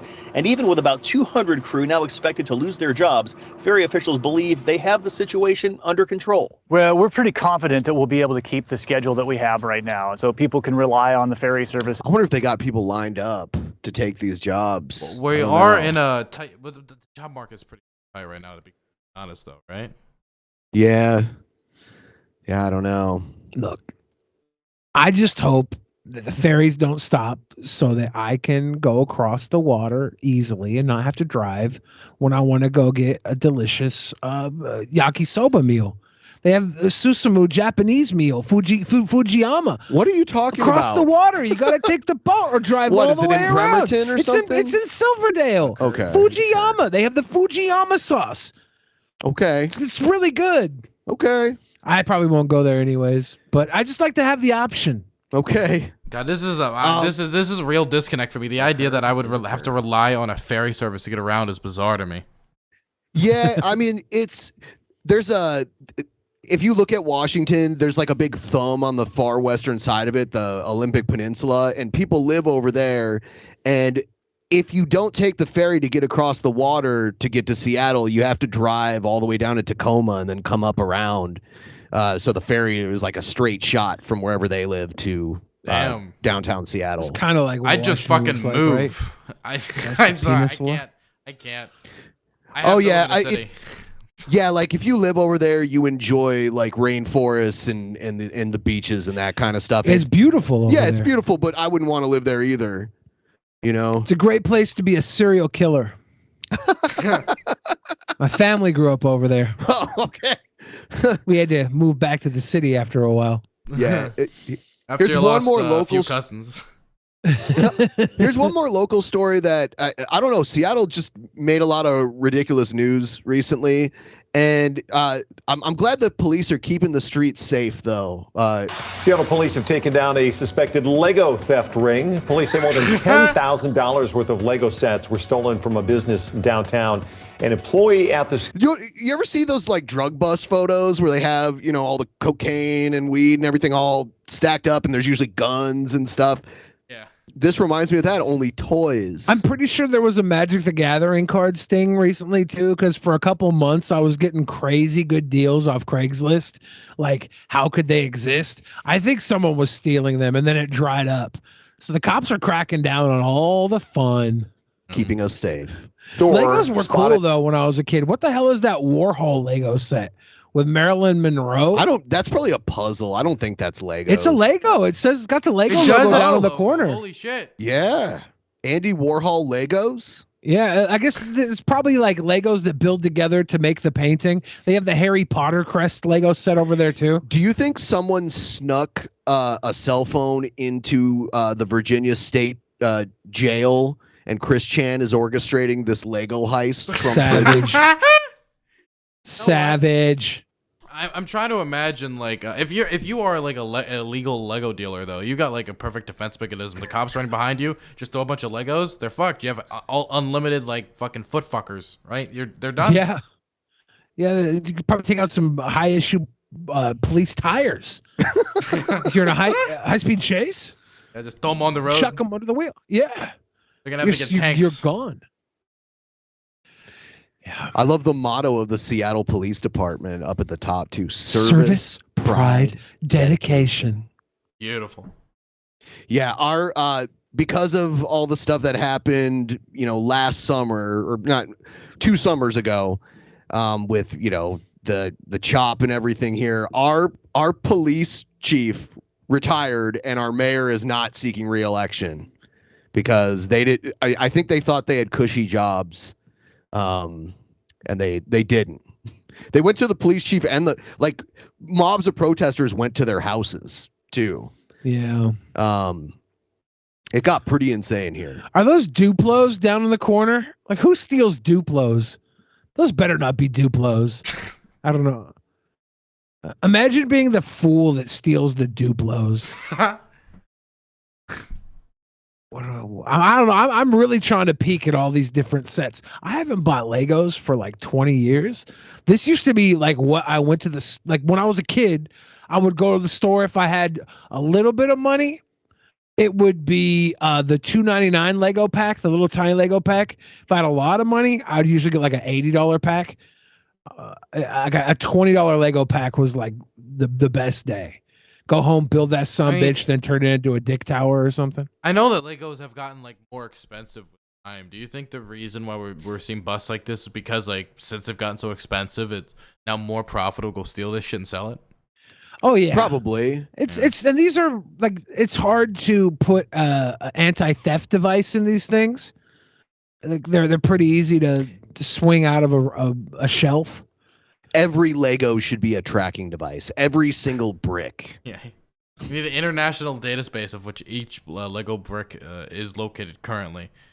Yes. It's like Cerebro, like Professor Xavier uses Cerebro to locate every mutant on Earth. It's kind of like that. It's a Lego Cerebro computer. Ooh.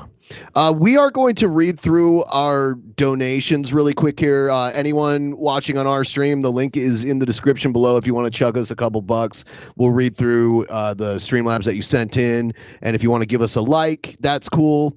Anyone watching on Twitch, if you want to follow us on Twitch, you can do that too. I just posted in the chat over there if you want to give us a follow also. Jennifer Robbins, thank you. Northern Perspective with that big love, thank you. Nicholas Diorio again, thank you. Allagas, can we get a tip train started? The sweet boys got bills to pay. I'm sure any amount helps, guys. Hey, any amount helps, but $100 helps the most. Lowbrow gestures. So y'all see all them Legos? Y'all see them Legos? Y'all see? We see. That's all of them for now, right? All the Legos? No, all the donuts. Yeah. Oh, we get more. Poop. Kobe sold the Mantis staff for $400. Whoa. That's most definitely what's up. Yeah. It's good to hear. That Mantis staff was a quality toy. I think it's worth $400. Whoever bought it, I think it was weird, and I wouldn't have paid anything for it. But okay. Well, luckily, you didn't have to buy it. Okay. Is that it? Oh yeah. Okay, now we're gonna get into our next segment. It's called Antagonism. Oh no, that wasn't it. Oops, I fucked up. I played the wrong intro. Wow. They're laughing at us. I'm a professional, okay? I've been doing this for a long time. Very long time. Yeah. Yeah. All right. So now I'm gonna play the right intro because I played the wrong one. Here we go.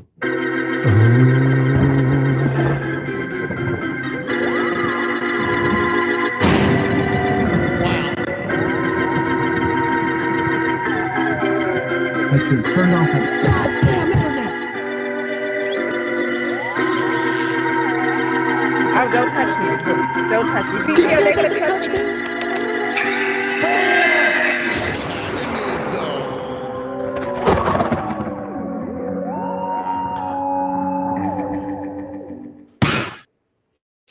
All right. Here's the counterculture mom. The counterculture mom talking about the bisexual Superman. Oh God! Oh, I actually, for research purposes, I actually read the whole comic, everything that's out so far. The 4th edition actually comes out today. Really? Yeah. And this is why they did it, so people care about Superman again. Honestly, yeah. That's unironically why I read it too. I know, and that's ingenious because when like 20 years ago they killed Superman off, and it did the same thing. Everyone all of a sudden gave a shit about Superman again.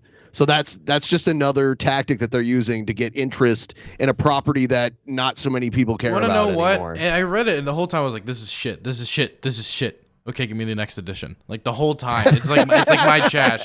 It's like when I got a flat screen. Like I got a 70-inch flat screen just so I could watch Jerry Springer.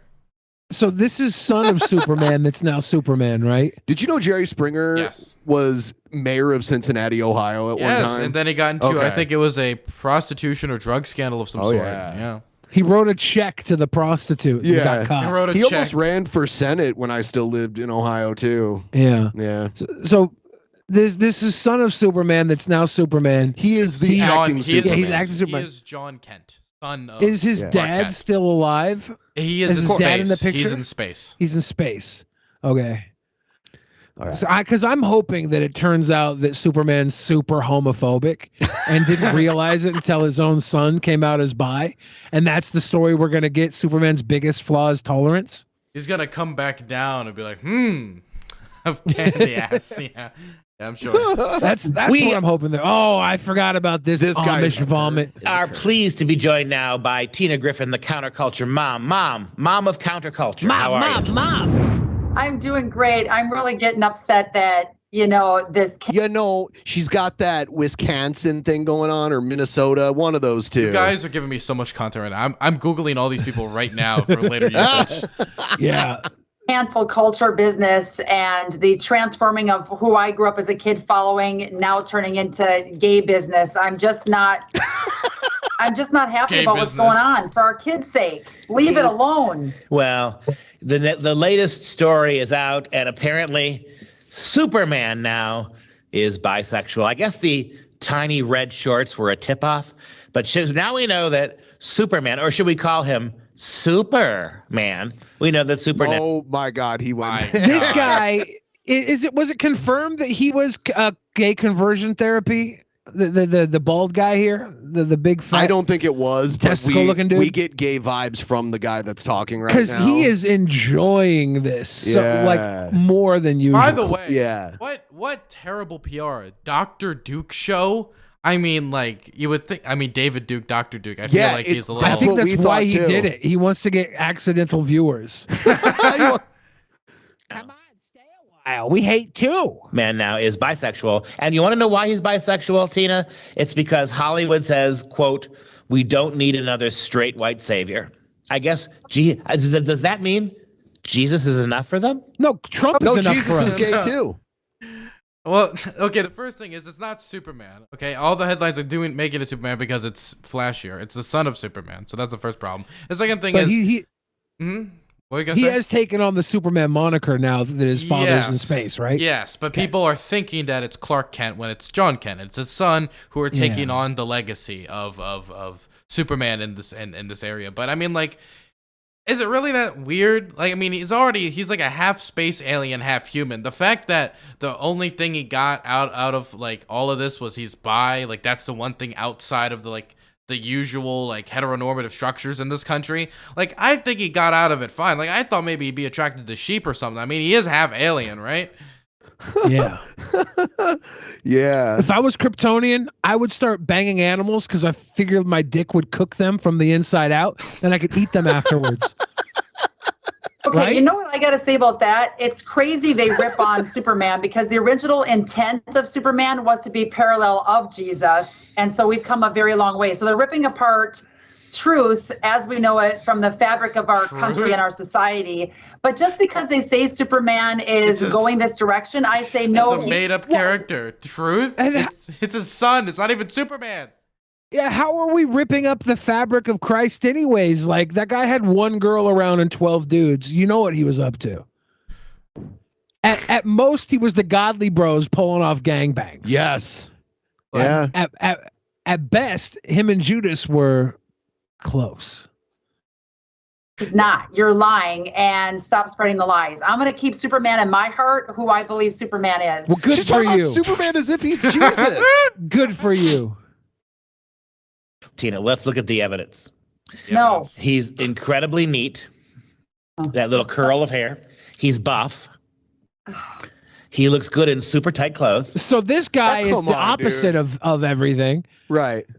This gentleman here looks like he's one gimp mask away from sitting in a box. By the way, the only Superman actor that spoke out against this was Dean Cain, the worst. And you want to know the thing? Superman. Dean Cain, what a fucking idiot. I fucking hate Dean Cain. The problem with this thing is he goes on Fox News and he gives this interview. He's like, this isn't brave or stunning. It'd be brave or stunning if he went to an authoritarian, homophobic country and overthrew their leader. Because then he says, like, specifically, I hear he saves refugees. Why doesn't he go to the country directly and overthrow the government? The thing is, I've read the comic. That's literally what he does. He literally, he saves the refugees, and then like the evil dictator hates that he saves them, so attacks him, and so then he fights the evil dictator. That's literally what happens in the book. He said, I'd read it if that's the story. Well, Dean Cain, that's the fucking story. Go read it. Dean Cain, you should have read it. There's a great animated movie out there called Superman Red Sun, and it's basically like, what if Superman had landed in Soviet Russia? And even Stalin is in the animated film. I heard it's about cool. that. Like, and I heard that he kills Stalin or something, and then he becomes the big dictator like boy. he ends up like noticing the death camps and stuff like that, and can't really stand behind that. But yeah, it's an interesting story. No death camps on Krypton? On in like gulags and shit. Gulags. Yeah. Yeah, Kevin Sorbo and Dean Cain can be in the new Just Us League. Just Us League. Just us old white men crying about everything. And if we go to the picture, he's got his tongue jammed down the mouth of a boy. So I'm sorry. Boy. He's boy but it's going to be hard for you to maintain that picture in your heart, because what we're seeing here is the queerification of all of our heroes. Okay. It is queer as fuck, but it's also really hot, in my opinion. I mean, maybe that's just me. I'm the type of guy that thinks kissing boys is, fine for boy kissers. I don't kiss boys. Do I want to watch guys kiss boys? Of course I do. We were stranded in an elevator together for over an hour, and he did say, like, all right, does this mean we have to fuck now? Well, I waited till the 30-minute primer period. I guess, put it on the table. When you're locked in an elevator for over 30 minutes, you have to present yourself for sex. I had never heard of this rule before. I've been stuck in elevators before. Yeah, Billy, I'm happy you're prepared to give people instructions on the on elevator sex etiquette. He just happens to always make elevators get stuck, and poor people have to get stuck in elevators. We had gotten stuck twice in that same elevator. Yeah. Yeah. I got stuck in there with Pimp Monk one time. He got so the same freaked out. elevator. Yeah, I don't know if it was a me thing or it was an elevator thing. No, it was only you. That elevator was only wonky. You were on. You're the only commonality between the elevator getting stuck all those times. This is Superman, son of Kal-El. That was before you had your weight loss too. In the clutches of Henry Bendix. Is Henry Bendix the bad guy or the gay guy? That's the dictator. That's the dictator. The evil. Bendix? Yeah, Bendix. Bendix. The Bendix, the dictator. Speaking of Bendix, my middle name's Benjamin. We got a couple of Bendix over here. Yeah. There was trending on Twitter last night, I guess, the Supergirl television show. Supergirl might be gay and might have like an affectionate love lust for Lex Luthor's niece or something. In the comic book in the 90s, she was with Superman's or Lex Luthor's son that had like long red hair. The next hero, he shouldn't be gay, but his superpower should be that he could seduce any man. So like to beat the bad guys, he's got to just fuck them into submission. But he's not gay, right? So that everybody who's mad about superheroes being gay, it's like no big deal. He's not gay. He's straight. Only thing is his only power is he can fuck anything into submission, right? Like any man, any bad guy. Oh, Lex Luthor, you're so smart. Why don't you use that smart head of yours to suck this? And then it goes like, how it would go. And then he wins and he's the hero. Like that's a good character that doesn't have to be gay and can still toe the line. Right? Totally. Okay, I have to just read this for everybody. I'm just not going to accept this, Dr. Duke. I know we do a lot of stories on this, but I have to read this from our Counterculture Mom app. Is this guy actually a doctor? First Tell me he's a doctor. I mean, the word doctor gets used by so many people. Like a doctor in communications, could be anything. Yeah, he could be a doctor in theology, paragraph for an alert for parents. Or he could be a dentist, for all we know, or a chiropractor. DC comic writer Tom Taylor revealed on Monday that the Man of Steel is coming out as bisexual, adding that replacing Clark Kent with another straight white savior could be a real opportunity missed. And they're now launching him, 17-year-old John Kent, as he takes over the mantle of Superman from his father Clark.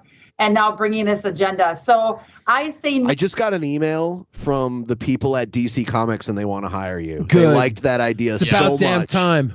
To this, and we need to teach our kids who Superman really is. I don't care if he has tight, short, red shorts on. My husband looks great and has a fun curl and looks buff. So Well, guess he's gay. that is Sorry. masculinity, and they're destroying it. And I say, no way, Jose, not on my watch. The thing that troubles me is that this writer revealed that Superman is bi now, right? So what gives a white straight writer the ability to out a gay person? Because when you're wait.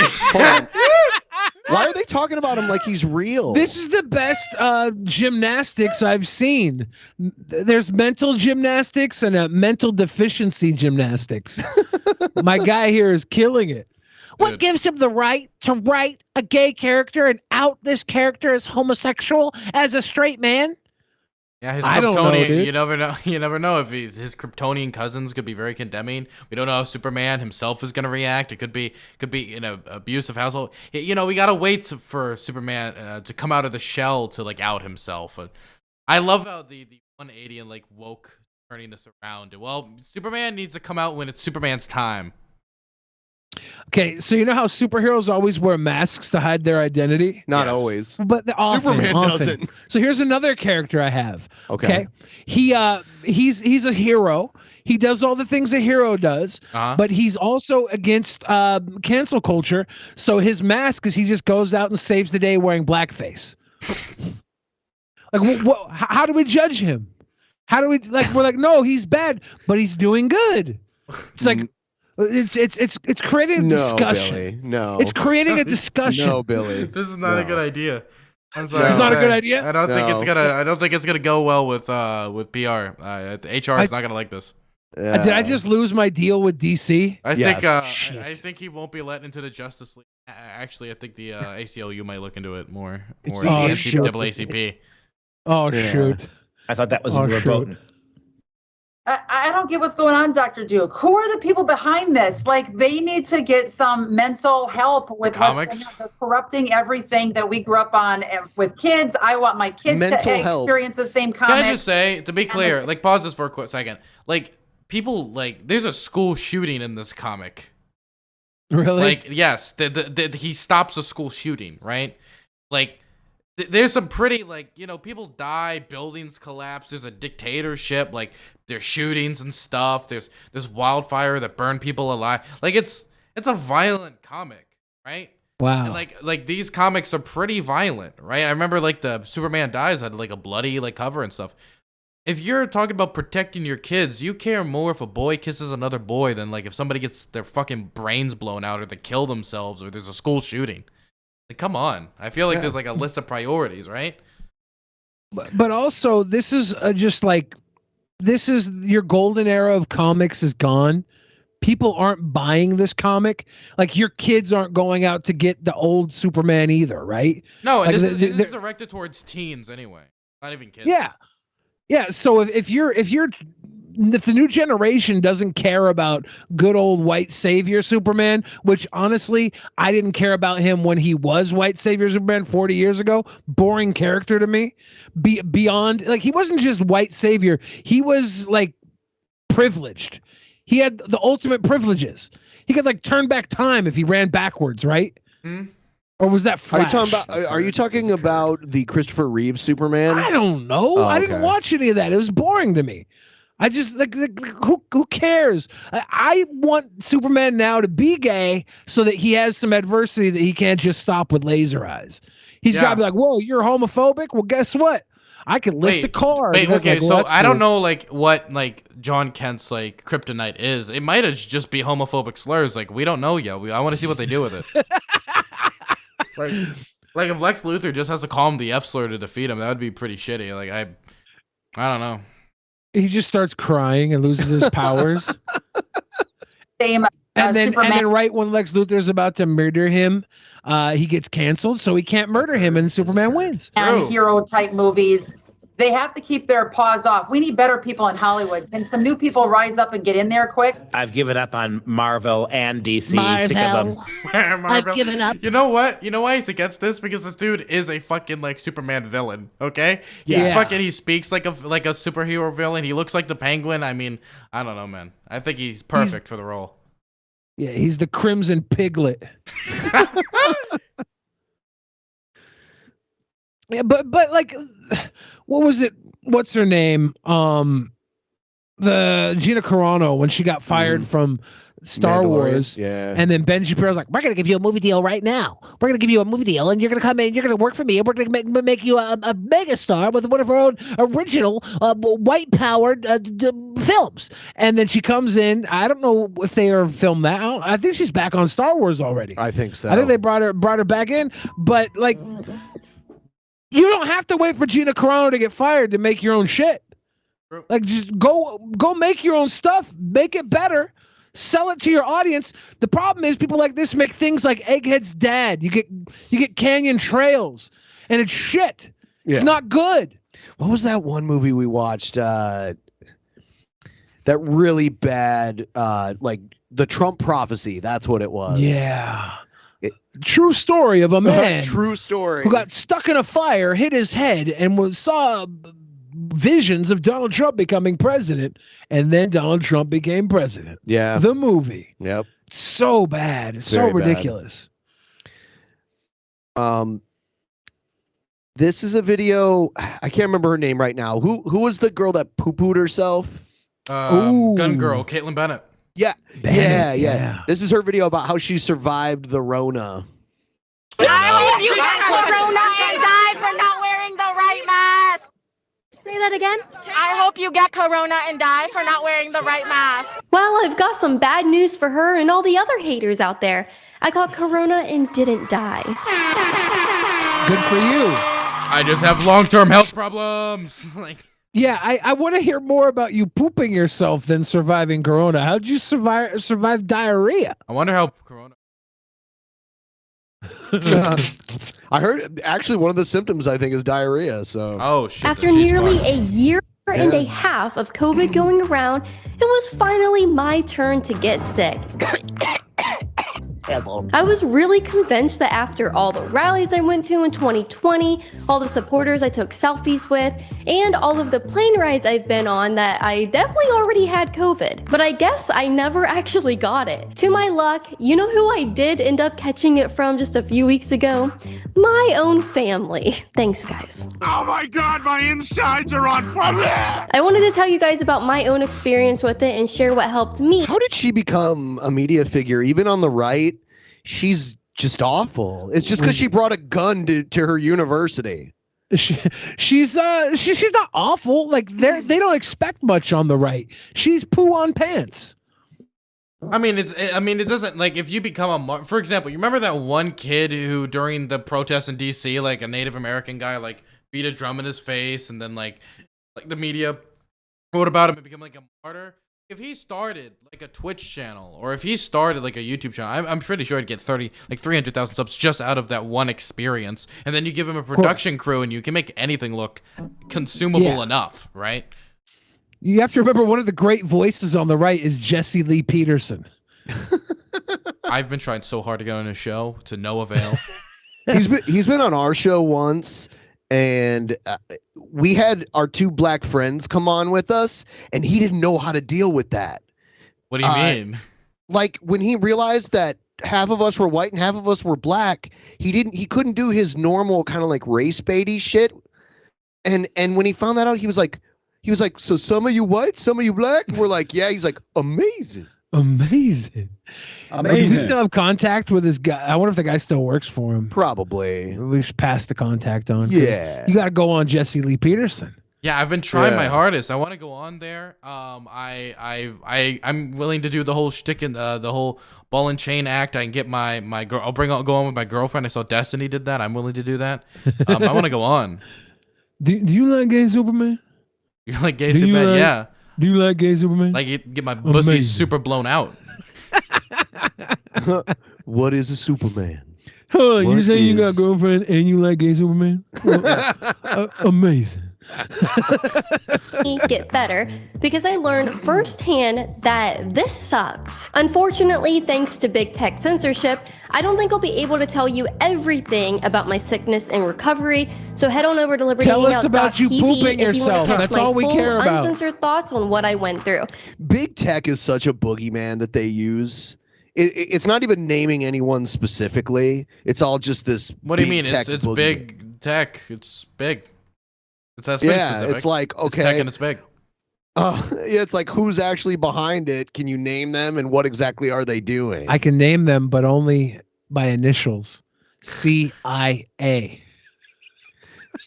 You sure? I think Caitlin Bennett would be like JEW if I know Caitlin Bennett.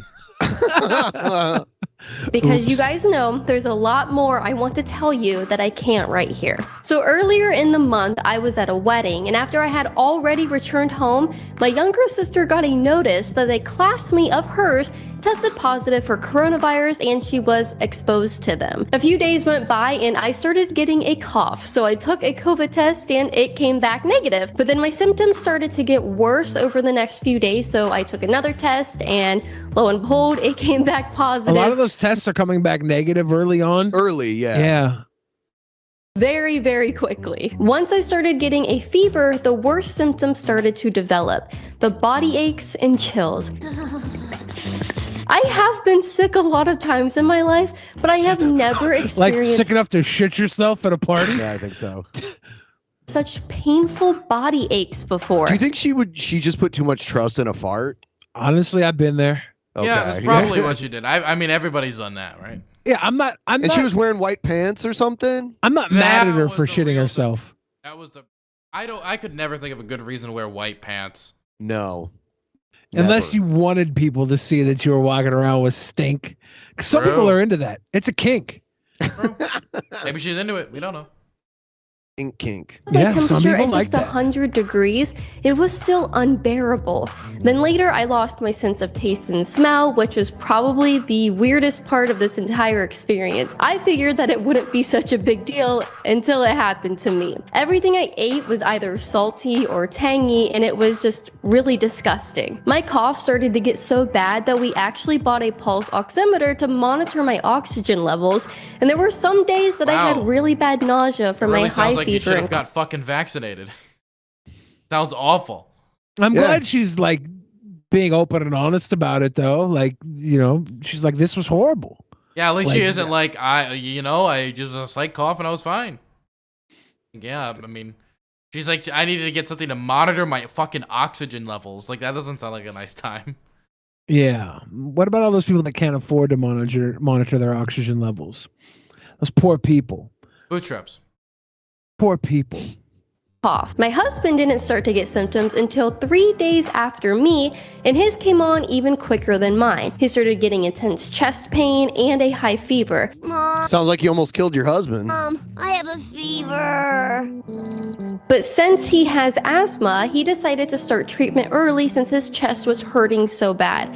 On his second day of symptoms, he went to get monoclonal antibody treatment, and he started feeling better just 2 days later. He never lost his Oh, I see what she's doing now. I'm like, when is the other shoe gonna drop with this? Oh. Yes, she's talking about treatments and how, yeah. Well, the thing is, all those symptoms that she listed for her husband, though, that's suspicious because all of those same symptoms equally apply when you have long-term exposure to Caitlin Bennett. So we can't really figure out if it's COVID or her. Yeah, his symptoms didn't show up until 3 days after hers because he doesn't spend a lot of time around her. Right. He never got more than a minor cough for a couple days. After I had been fighting off my illness naturally for over a week. See? Naturally. I wasn't getting any better. In fact, I was You just said that you had your. By the way, people are like, oh, I fought it off naturally. No, if you're using all this other medication, if you're using like something to monitor your oxygen level, that's not natural. Natural would just be like, I'm sick. Okay, can't do shit. Let the body do it. If you're monoclonal antibodies. Yeah, very natural. Yeah. Yeah. probably getting worse and had a fever of nearly 102. So I decided to go get the antibody treatment myself. My fever was gone literally the next day, and even my taste started coming back. I was kind of nervous to get this treatment since it is experimental, but I am so thankful that I did, and I'm so thankful. So wait, okay, pause that for a Ron second. So it's fine for this to be experimental, but the other thing, which has been monitored by a million different doctors, had a million different studies done upon it, that one of the versions of it, the mRNA, is somewhat in the realm of possibility of being experimental, and there's an option that isn't even that. No, fuck that shit. Fuck that shit. But this experimental stuff, totally fine. Okay. The antibodies she got, was that not just the vaccine? Like, is that what the antibodies are? No. Huh. It's not the vaccine. No, she got some other bullshit. Yeah, monoclonal antibody. Remember when Trump got COVID? That was one of the things they used to treat him. That's before they had the vaccine. Huh. Yeah. DeSantis has made it so widely available in the state of Florida. I didn't even know if I'd be allowed to get it since I'm young and I'm not at risk, but I was just able to walk right in, tell them I had COVID, and got treatment for free. Now, I can't give any medical advice since I'm not a doctor. What's up, Doc? But I hate these little clips that she's putting in. definitely see if your Yeah. state offers. Yeah, it's short attention span. It's they alone are not entertaining enough, so they gotta take other vastly more entertaining properties and splice it into their video. The antibody treatment, because this is what worked for my husband and I, and what's working for thousands of other people. In the state of Florida, anyone of any age can receive it, but other states are much, much more restrictive. So before you get sick, I'd look into seeing what treatments you have available to you. Yeah, so like she's not pushing a narrative to help people avoid getting sick. She's just like, yeah, you'll get sick. Just have a plan of what you're going to do. Yeah, look into your area for what treatments are available to you. I think there's one called the vaccine. Right. You might be able to get that before you catch coronavirus or get fired from your ferry job. And how much does that cost again, the vaccine? Nothing. Well, I guess you can just walk in and get it for free. Wow. What an expensive and burdensome plan to keep yourself not sick. Yeah, I don't know. There was this one guy out here who lost a $3 million a year job because he didn't want to get it. I think, that's morals right there. Yeah, I just looked up an article about, it's a news article out of Alabama. How much do these treatments cost? And I guess it says $3,000 to $5,000 a dose of these treatments. So you're getting $3,000 to $5,000 of free medical care, and you're just leaving it on the table. The federal government is covering the cost. And that's a dose, so that means that could be up to $10,000. $10,000.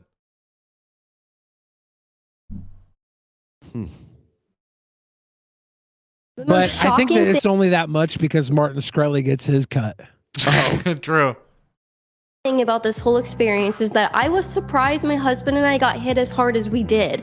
I've had friends who have only experienced cold-like symptoms when they came down with COVID. Some only lost their taste and smell, but we were not as lucky. Yeah, because none of those people shit themselves at a party. You have a fucking terrible immune system.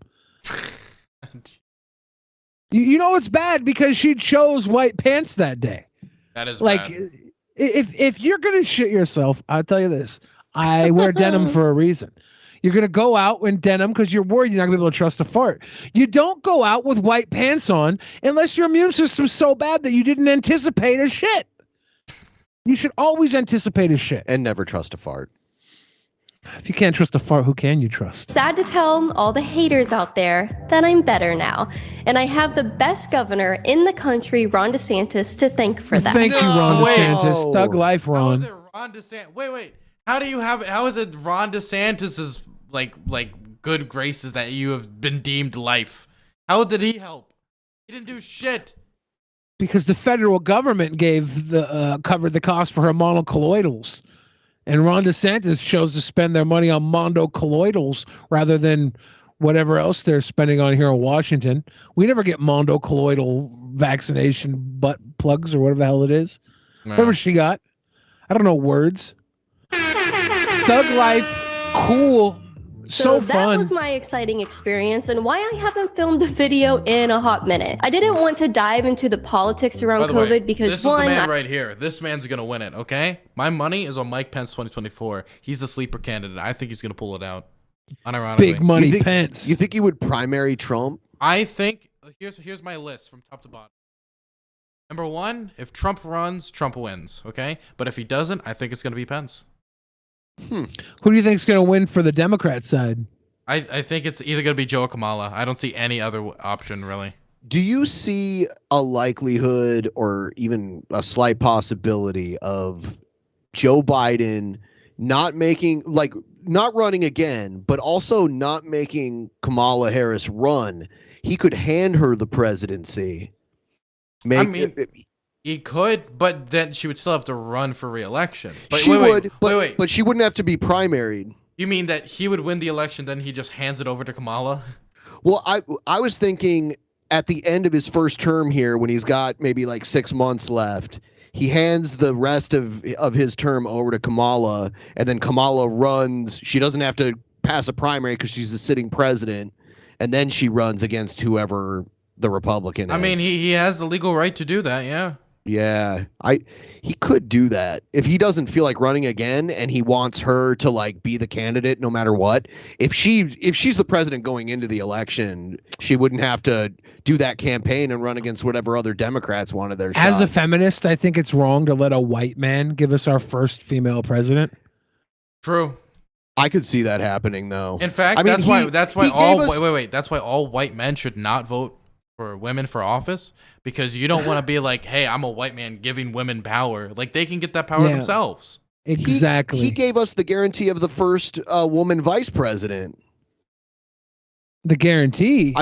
He was saying, he said he guaranteed that his running mate was going to be a woman when he first announced that he was running. True. Oh. Yeah. Then he'd have to win, though. So it wasn't when he first announced. He announced it. Okay, yeah, like a little bit after. Remember when he announced that it would be his vice president would definitely be a woman, and then Andrew Yang tweeted, yeah, that's not the talk we had. Yeah, that did happen. That's pretty funny. Yeah. I'd probably get banned. And 2, I just wanted to share my experience with you guys so that you can prepare for when it happens to you. It was not fun for me, and I probably would have had it so much worse if I didn't find a treatment center to receive antibodies. If you guys want to hear more about our experience, we have a full-length episode up right now at libertyhangout.tv that goes into way more detail than I can tell you right here. And if you want the sex-exclusive content for her OnlyFans, she spelled sex wrong. She put 2 extra E's in it. To support my work directly, you can visit lhmerch.com and purchase this. All right. Yeah. Damn, she really plugs a lot of shit, huh? That's the grift. Yeah, huh? I thought we did a lot. Damn, I think I plug subs maybe twice in a 6-hour stream. I do it very little. But I probably should do it more. I need to get on on her grift level. Yeah. Matter of fact, this next 25-minute segment is going to be us grifting all the way. Beautiful. Send us money, send us your firstborn, like the stream, join America's armed forces, military, and fight for us in the name of America. You could do this all tonight, guys. Yeah. If I get to 1,200 subs by the end of the stream, I'm going to cancel the Taliban. I'm going to take them out. I will single-handedly take out the Taliban. I'm going to dox them. I'm going to dox the entirety of the Taliban. Whoa. I'll do it. You can't dox the Taliban. Yeah. Watch me. All right. Ben, we have to dox somebody first. We have to one-up this. Who can we dox? You know what? If you're gonna dox Taliban, I'm gonna dox Biden. Whoa! If we get to I don't know, that's the leader of the free world right there. Yeah, I'm gonna dox actual Biden. You guys get us 1,000 kisses or whatever the hell this platform does. I don't know. Get us up to 1,000 roses. Craigslist, wink, wink. Greek for 1,000 roses. 1600 Pennsylvania Avenue. Damn it, Ben! There goes all my bartering chips. Did you look it up? Did you not know? No, everyone knows that. Everyone knows that. Yeah. Everyone knows that. I saw you typing though. I was like, did Ben just look it up? No, I already knew that. Okay, good. I was Thanks for because joining us at 6. I'm Jacqueline Allen. And I'm Shannon Ogden. Glad you're with us tonight. Hold the on. COVID vaccine has turned into a life or death I decision. don't trust men named Shannon. Man, it's way more common in Europe. There's a lot more men in Europe named Shannon. For a Colorado woman, she needs a kidney donation, but UC Health will only do it if she's vaccinated. Denver 7's Patrick Perez joins us live. And Patrick, UC Health is not backing down from this policy. No, it is not, Jacqueline, not even when a state lawmaker stepped in. UC Health says this is really for everyone's safety. This is the letter State Representative Tim Geithner of House District 19 says a woman in El Paso County received from UC Health. In it, the hospital system warns the woman she's being placed as inactive on the kidney transplant list. The reason? Now, $3 million is one thing, but you need a kidney transplant, and all that stands between it is you and getting a vaccine. And $5,000 to $10,000 worth of free medical treatment that stops you from dying. If you need a kidney transplant, you're probably in a medical situation right now where COVID's not gonna fucking help, right? And you're just leaving that shit on the table and now putting your life on the line. And her reasoning, they interview her here, is priceless. Clients because she won't get the vaccine. I feel coerced. I feel like my life is being held in their hands in exchange for a shot. And you know, the attitude is just take the shot. The letter, printed on September 28th, is giving Leilani Lutali 30 days to either start the vaccination series or her name will be removed from the list and she won't be able to get a kidney. The understanding is basically... I kind of want to go even further than this. These people don't want to get the vaccine and they don't want to lose their jobs, right? I don't want to have a job and I still want to be able to live my life. Is that fair? Can I just circumvent capitalism? Can I just get like a houseboat or something? You could do that. Can the government chuck me a houseboat? Conform to this demand, take this COVID vaccine, or otherwise you will be denied a life-saving procedure. Leilani says her friend is showing early potential she could be a match, but both of them are opposed to getting the vaccine. In a statement to Denver 7, UC Health explains why it won't allow them to move forward. The hospital system says, quote, in almost all situations, transplant recipients and living donors at UC Health are now required to be vaccinated against COVID-19 in addition to meeting other health requirements and receiving additional vaccinations. Patients who have received a transplanted organ are at significant risk from COVID-19. Should they become infected, they're at particularly high risk of severe illness, hospitalization, and death. UC Health goes on to cite multiple studies that show the dangers of transplant patients remaining unvaccinated. And that woman now has fewer than 30 days to get the vaccine, or at least to get the vaccine series started, if she really wants to get that kidney transplant. We'll have more on this Better tonight. get that vaccine. I saw her earlier on a different interview. She didn't say it in this, but she said it's because I think she believes the vaccine is made from like baby fetuses or something stupid like that.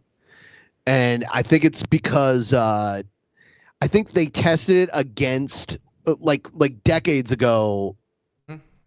With vaccines, they tested it against like embryos or something. I don't know, but I heard a doctor explain why it's nonsense. Stem cell research? No, it's not stem cells. Because I heard that they just jam needles into babies before giving me my vaccine. That's why I decided to go out and get it. Oh, that's why. If it's baby tested, it'll work on me. Bro. At 8 o'clock on Local 3. For now, we're live in Denver. I'm Patrick Perez, Denver 7. I mean, I think maybe baby testing like car accidents. If you think about it, if a baby can survive it, then basically anyone can. Yeah, I used to love those crash test dummy commercials of the 80s when I was a little kid. Yeah, think how cute it would be if it was just babies instead of the dummies. Yeah. Be It's so adorable. They hit the walls, they squeak. There is no equality of the sexes. Okay. It is Right absolutely 100% impossible Puts on the hat mid-rant. for you to be equal with a man. It is not possible. See, I think it's impossible for 90% of you fucking trash males to be equal with me and the other top 10%. So why are you trying? Because God didn't make you to be equal with a man. Oh, God didn't make you to be equal with me either, you fucking loser. I made myself better than you. Helpmeet for a man. That's how he made you. So if God made women inferior to men, why don't men circumvent women altogether and fuck guys? True. Checkmate. True. Checkmate. Also, theist. last time I checked, God took a rib out of man's stomach to make women, right? That means men have one less rib than women. Therefore, women win. Ooh.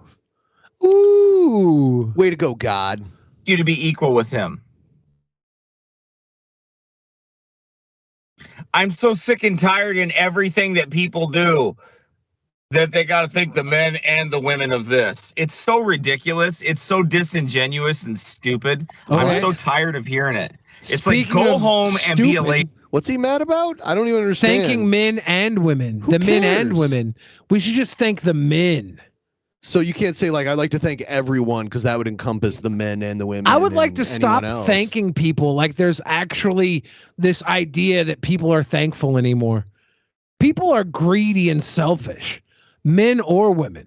Let's stop using thanks. Thanks is it's like a magic word. It's like prayer. Oh, thank you. Yeah, of course, thank you. I gave you something. I did something for you. You're in debt to me.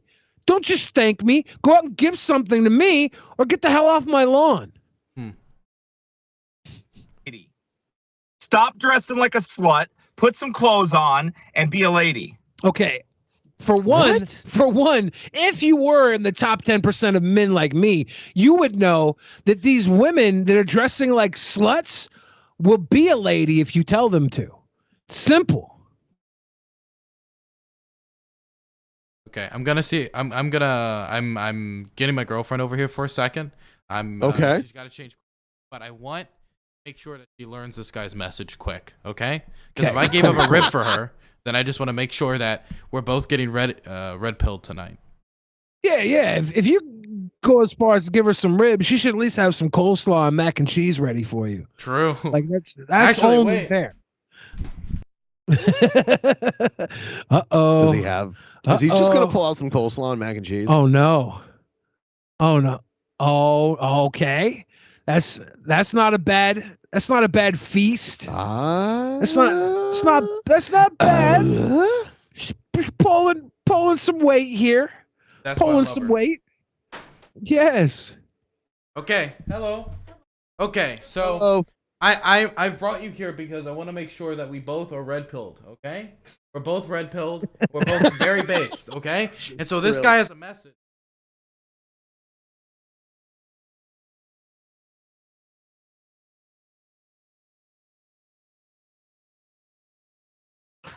She already based. She's already based. Top. Yeah, let's from the top here. All right, here we go. There is no equality of the sexes. It is absolutely 100% impossible for you to be equal with a man. It is not possible. Because God didn't make you to be equal with a man. He made you to be the helpmeet for a man. The help what? Help meat. The help meat? Yeah. That's the worst type of meat. Okay, yeah, that's even worse than hamburger helper. That's not very good. Yeah, I would prefer hamburger helper over Yeah. help meat.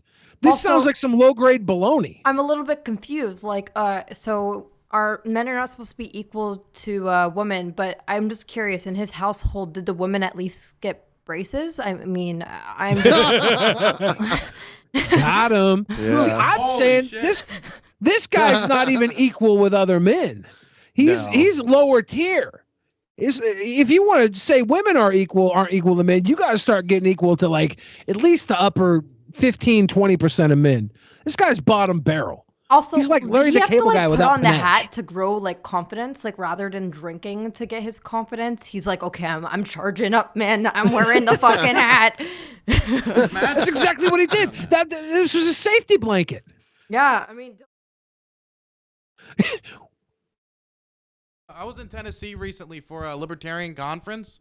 It was a blast, and I got a Tennessee hat, and I've been going real country since then. Okay, Thank you very much. well, I'm happy I could be. Thank you. Thank you. I'm a rib for you, Thank so I'm you. happy you got some good education.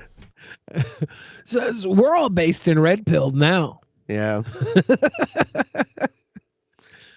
Do we have to say disavow on the hour every hour? Is that how this works? Disavow. Disavow. No. We should be good for another hour. No, I endorse. Oh, Based. yeah.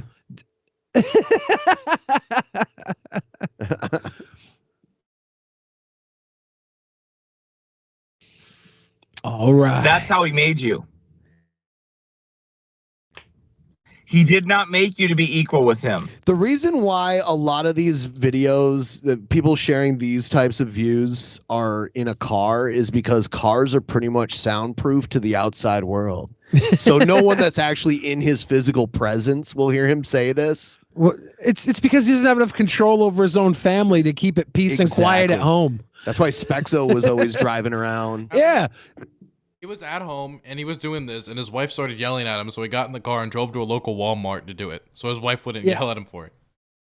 His wife was yelling at him for being a dumbass. His kids were running around kissing Superman. He had to get he had to get out and go to the Walmart parking lot to get his hating on.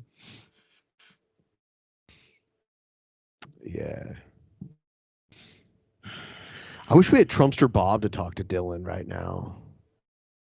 But he'd probably say stuff that, like, he could say a lot of his stuff here on YouTube, but I think maybe he's toxic to Twitch. He's probably. he's not a good Twitch boy. Yeah. I don't know. As long as you're not like saying slurs, you're usually good. He doesn't. Has he? Oh, Yeah. hey, oh yeah, he has. Yeah, Okay. Oh damn. He's in a slurry. He is. Yeah, he's usually like super. It's this crazy guy we found online that gets blackout wasted on Keystone Light and has all these weird theories about things that cannot be substantiated in any way.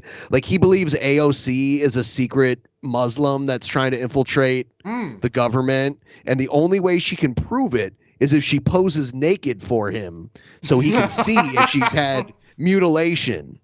And he also has this thing called the butthole challenge, where he challenges any man that says they're not gay to put their butthole on camera live, and he'll show his butthole to prove that our buttholes are all blown out from all the gay anal sex that we've had throughout our lives. One of the most memorable moments I have of COOT Bob, is that it? Oh Yeah. yes, that's one of his Yeah. many channels. He got arrested for prank calling 911. He gets blacked out drunk and calls just random places like his local representatives and everywhere.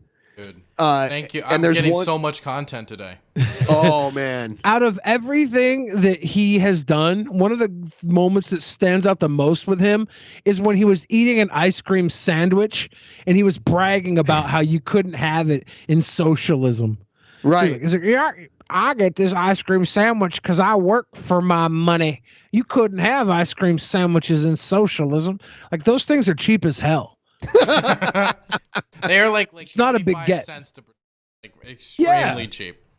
I guarantee you under socialism there would be ice cream sandwiches. I guarantee you. Might be the best we have, right? Might not get better than an ice cream sandwich, but that's like an easy minimum. True. I gotta look into this guy. This sounds great. He is a special. He put a phone number, it's probably like a Google Voice number or something, up, and we just started randomly calling him, and he would answer every time. And for the longest time, he knew us as the gay guys from California. We don't live in California, and we're not gay. That anybody But knows. he just of. called us that. He has all these weird theories about California too. Like, he was trying to tell us California's only got one highway in it. It's like, no, it doesn't. You know? Wait, so We've you're saying been I there. could just call him on stream and just like talk to him?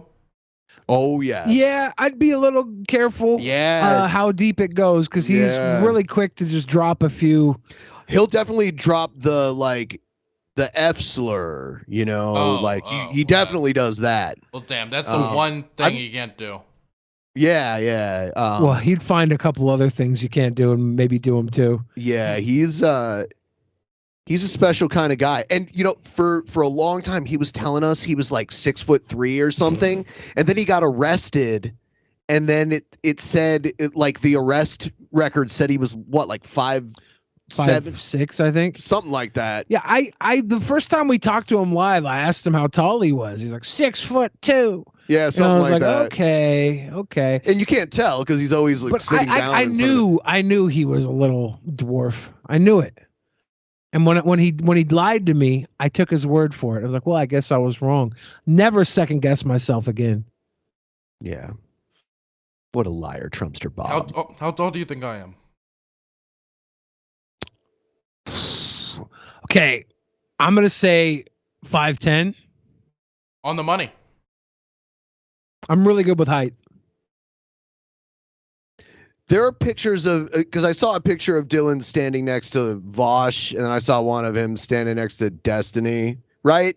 They were both at the Libertarian thing, right? Yeah. And the thing is, there's this ongoing joke about how short Destiny is.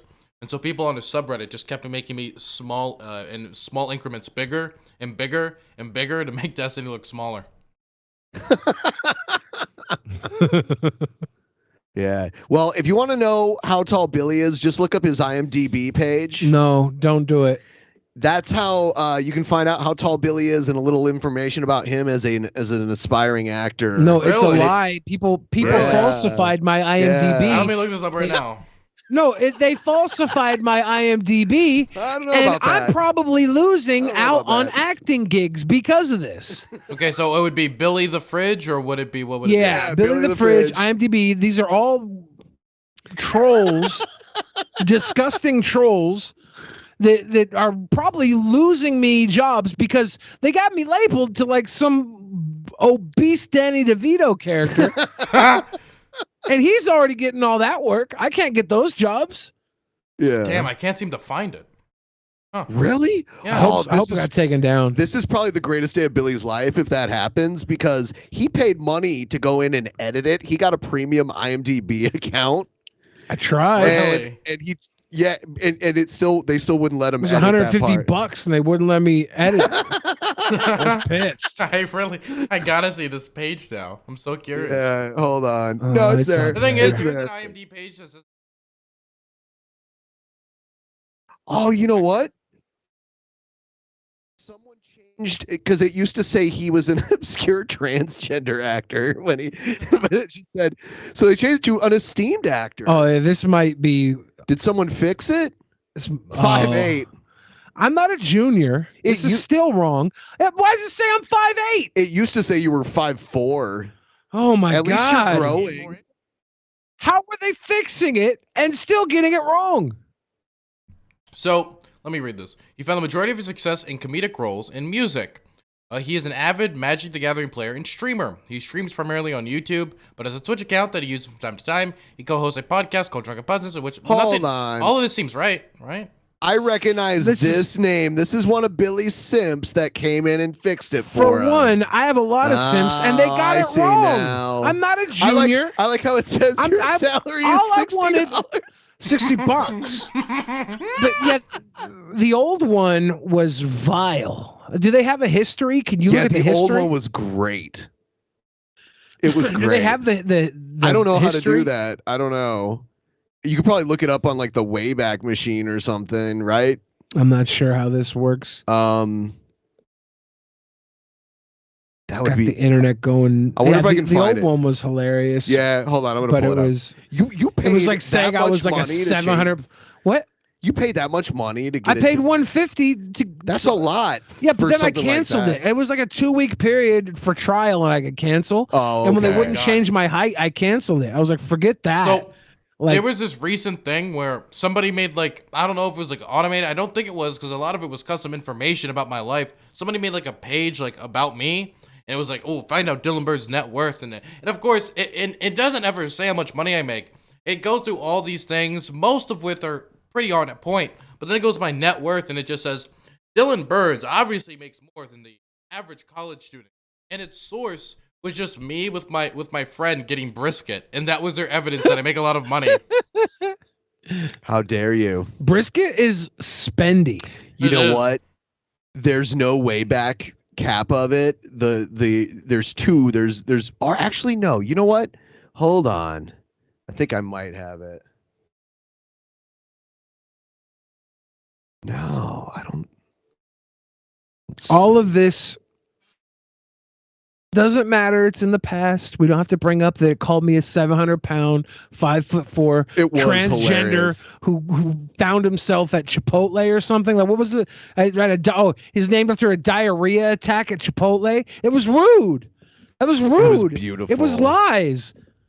One, I'm not even transgender, despite popular belief. Billy, I won't judge you if you had a diarrhea attack at Chipotle. Oh, definitely have had a diarrhea attack at Chipotle, but it wasn't factually correct in the bio. Like if they would have said, yeah, one time he had a crazy blowout at Chipotle.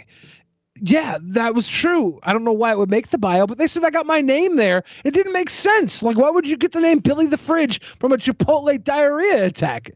All of it was wonky. I was pissed. Yeah, it was not captured. It doesn't exist. Well, if it doesn't exist, it never existed. Well, finally, you got your wish. Your no, because Christmas... it still says I'm 5'8". That's the worst part. All that other stuff, whatever, I wouldn't Junior. care if it was there. If it was, I wouldn't care. I wouldn't care if it said I had like an inverted peenie. I wouldn't care about that. I wanted to say that I'm 6'3". Well, then it would still be wrong. Nope, it would be right. It would still be wrong. I'm 6'3", 6'2" on a bad day. On a bad day. On a bad spine day. You're the first person I've ever heard use the term a bad spine day. You don't know a lot of people that were By the way, formerly 600 there's photo pounds. evidence that I'm taller than you. This is not true. Yeah, the picture from the Sam Pepper. You want to call me out? You want to call me out about lies? Then spread one of yourself. That's fine. shows the world how trustworthy you are. Spinal. I'm taller than most men on my back. Got a big old gut, a towering cock. I was like, how so? Tower of cock. Oh no! I'm gonna do an OnlyFans where I just stack donuts on my wanger. He got he won a donut eating contest like a long time ago, like what, like 14 years ago or something? 7,000 years ago. No. Before donuts were invented. No, but like I rewatched the video of that the other day, and you ate every donut. What was it? 15 donuts on your tray? I think it was like 11. I don't know. I think they said 15 at the beginning of it. Possibly. I lost count. And you had one left at the end, and everybody else had like 5 or 6 left. Yeah, I did a lot of donuts. Yeah, that's how you got your donut thing, right? Yeah. That's the origin of the donut necklace. Really? Yes. I did. That's like a staple, you know? Yeah. Yeah, I did all those donuts. And then that week, I also won a rap battle. And then someone was like, do you want to perform rap on stage? And I was like, yeah, they booked me for a show that month. And I started just doing rap after that. I did a rap. That's how I became a world-renowned fat guy. Me and Billy tried to get into downtown Disney, which is part of Disneyland. And they wouldn't let him in with his donut chain, and they wouldn't let me in because I had like a ton of weed in my pockets. That's a weird combo, huh? Yeah, we were contraband. Yeah. Sucks. I think we're going to wrap it in a few minutes here. I did put, for everyone watching on our channel, I put the link to Dylan's YouTube channel in the description below. If you're not subscribed to him, you can go there and subscribe. And it's Twitch. And if you want to check out the Drunken Peasants, you can go to twitch.tv/Hasanabi and sub to him. No, that's how you support the channel. Yes.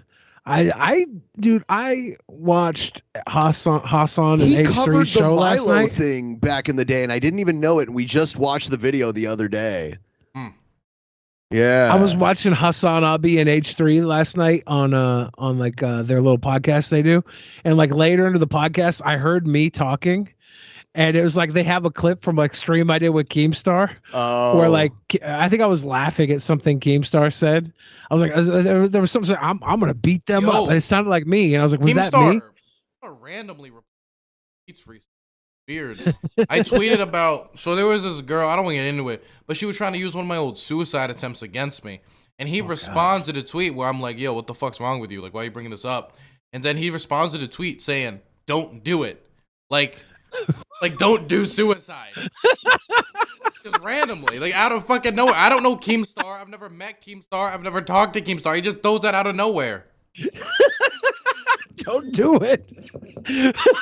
That's crazy. And I retweeted and I'm like, Keemstar, why are you here? I'm a little old to you. I'm a little old for you. I'm 20, right? And then fucking never talk to me again. That's it. To be fair, I think that all his girls were 20. You hit that perfect little shit. spot. I'm still good for him for a few more months. Yeah. Fuck. Yeah. Hey Keem, how's it going, baby? You'll find him in really weird places. Like one day he just randomly jumped into Pimp Monk's stream. Yeah, he loves the internet. He's always on the internet. That's his place. He was like, Xbox Live? I love this. I'm gonna make a career out of it. And he did it. By God, he did it. Well, Dylan, thank you for hanging with us tonight. Hope your pizza didn't get too cold. Okay. Pretty cold, but it's okay. I like cold pizza personally, but I know a lot of people love that hot pizza life. But appreciate you hanging with us. Everybody watching at home, thank you for all the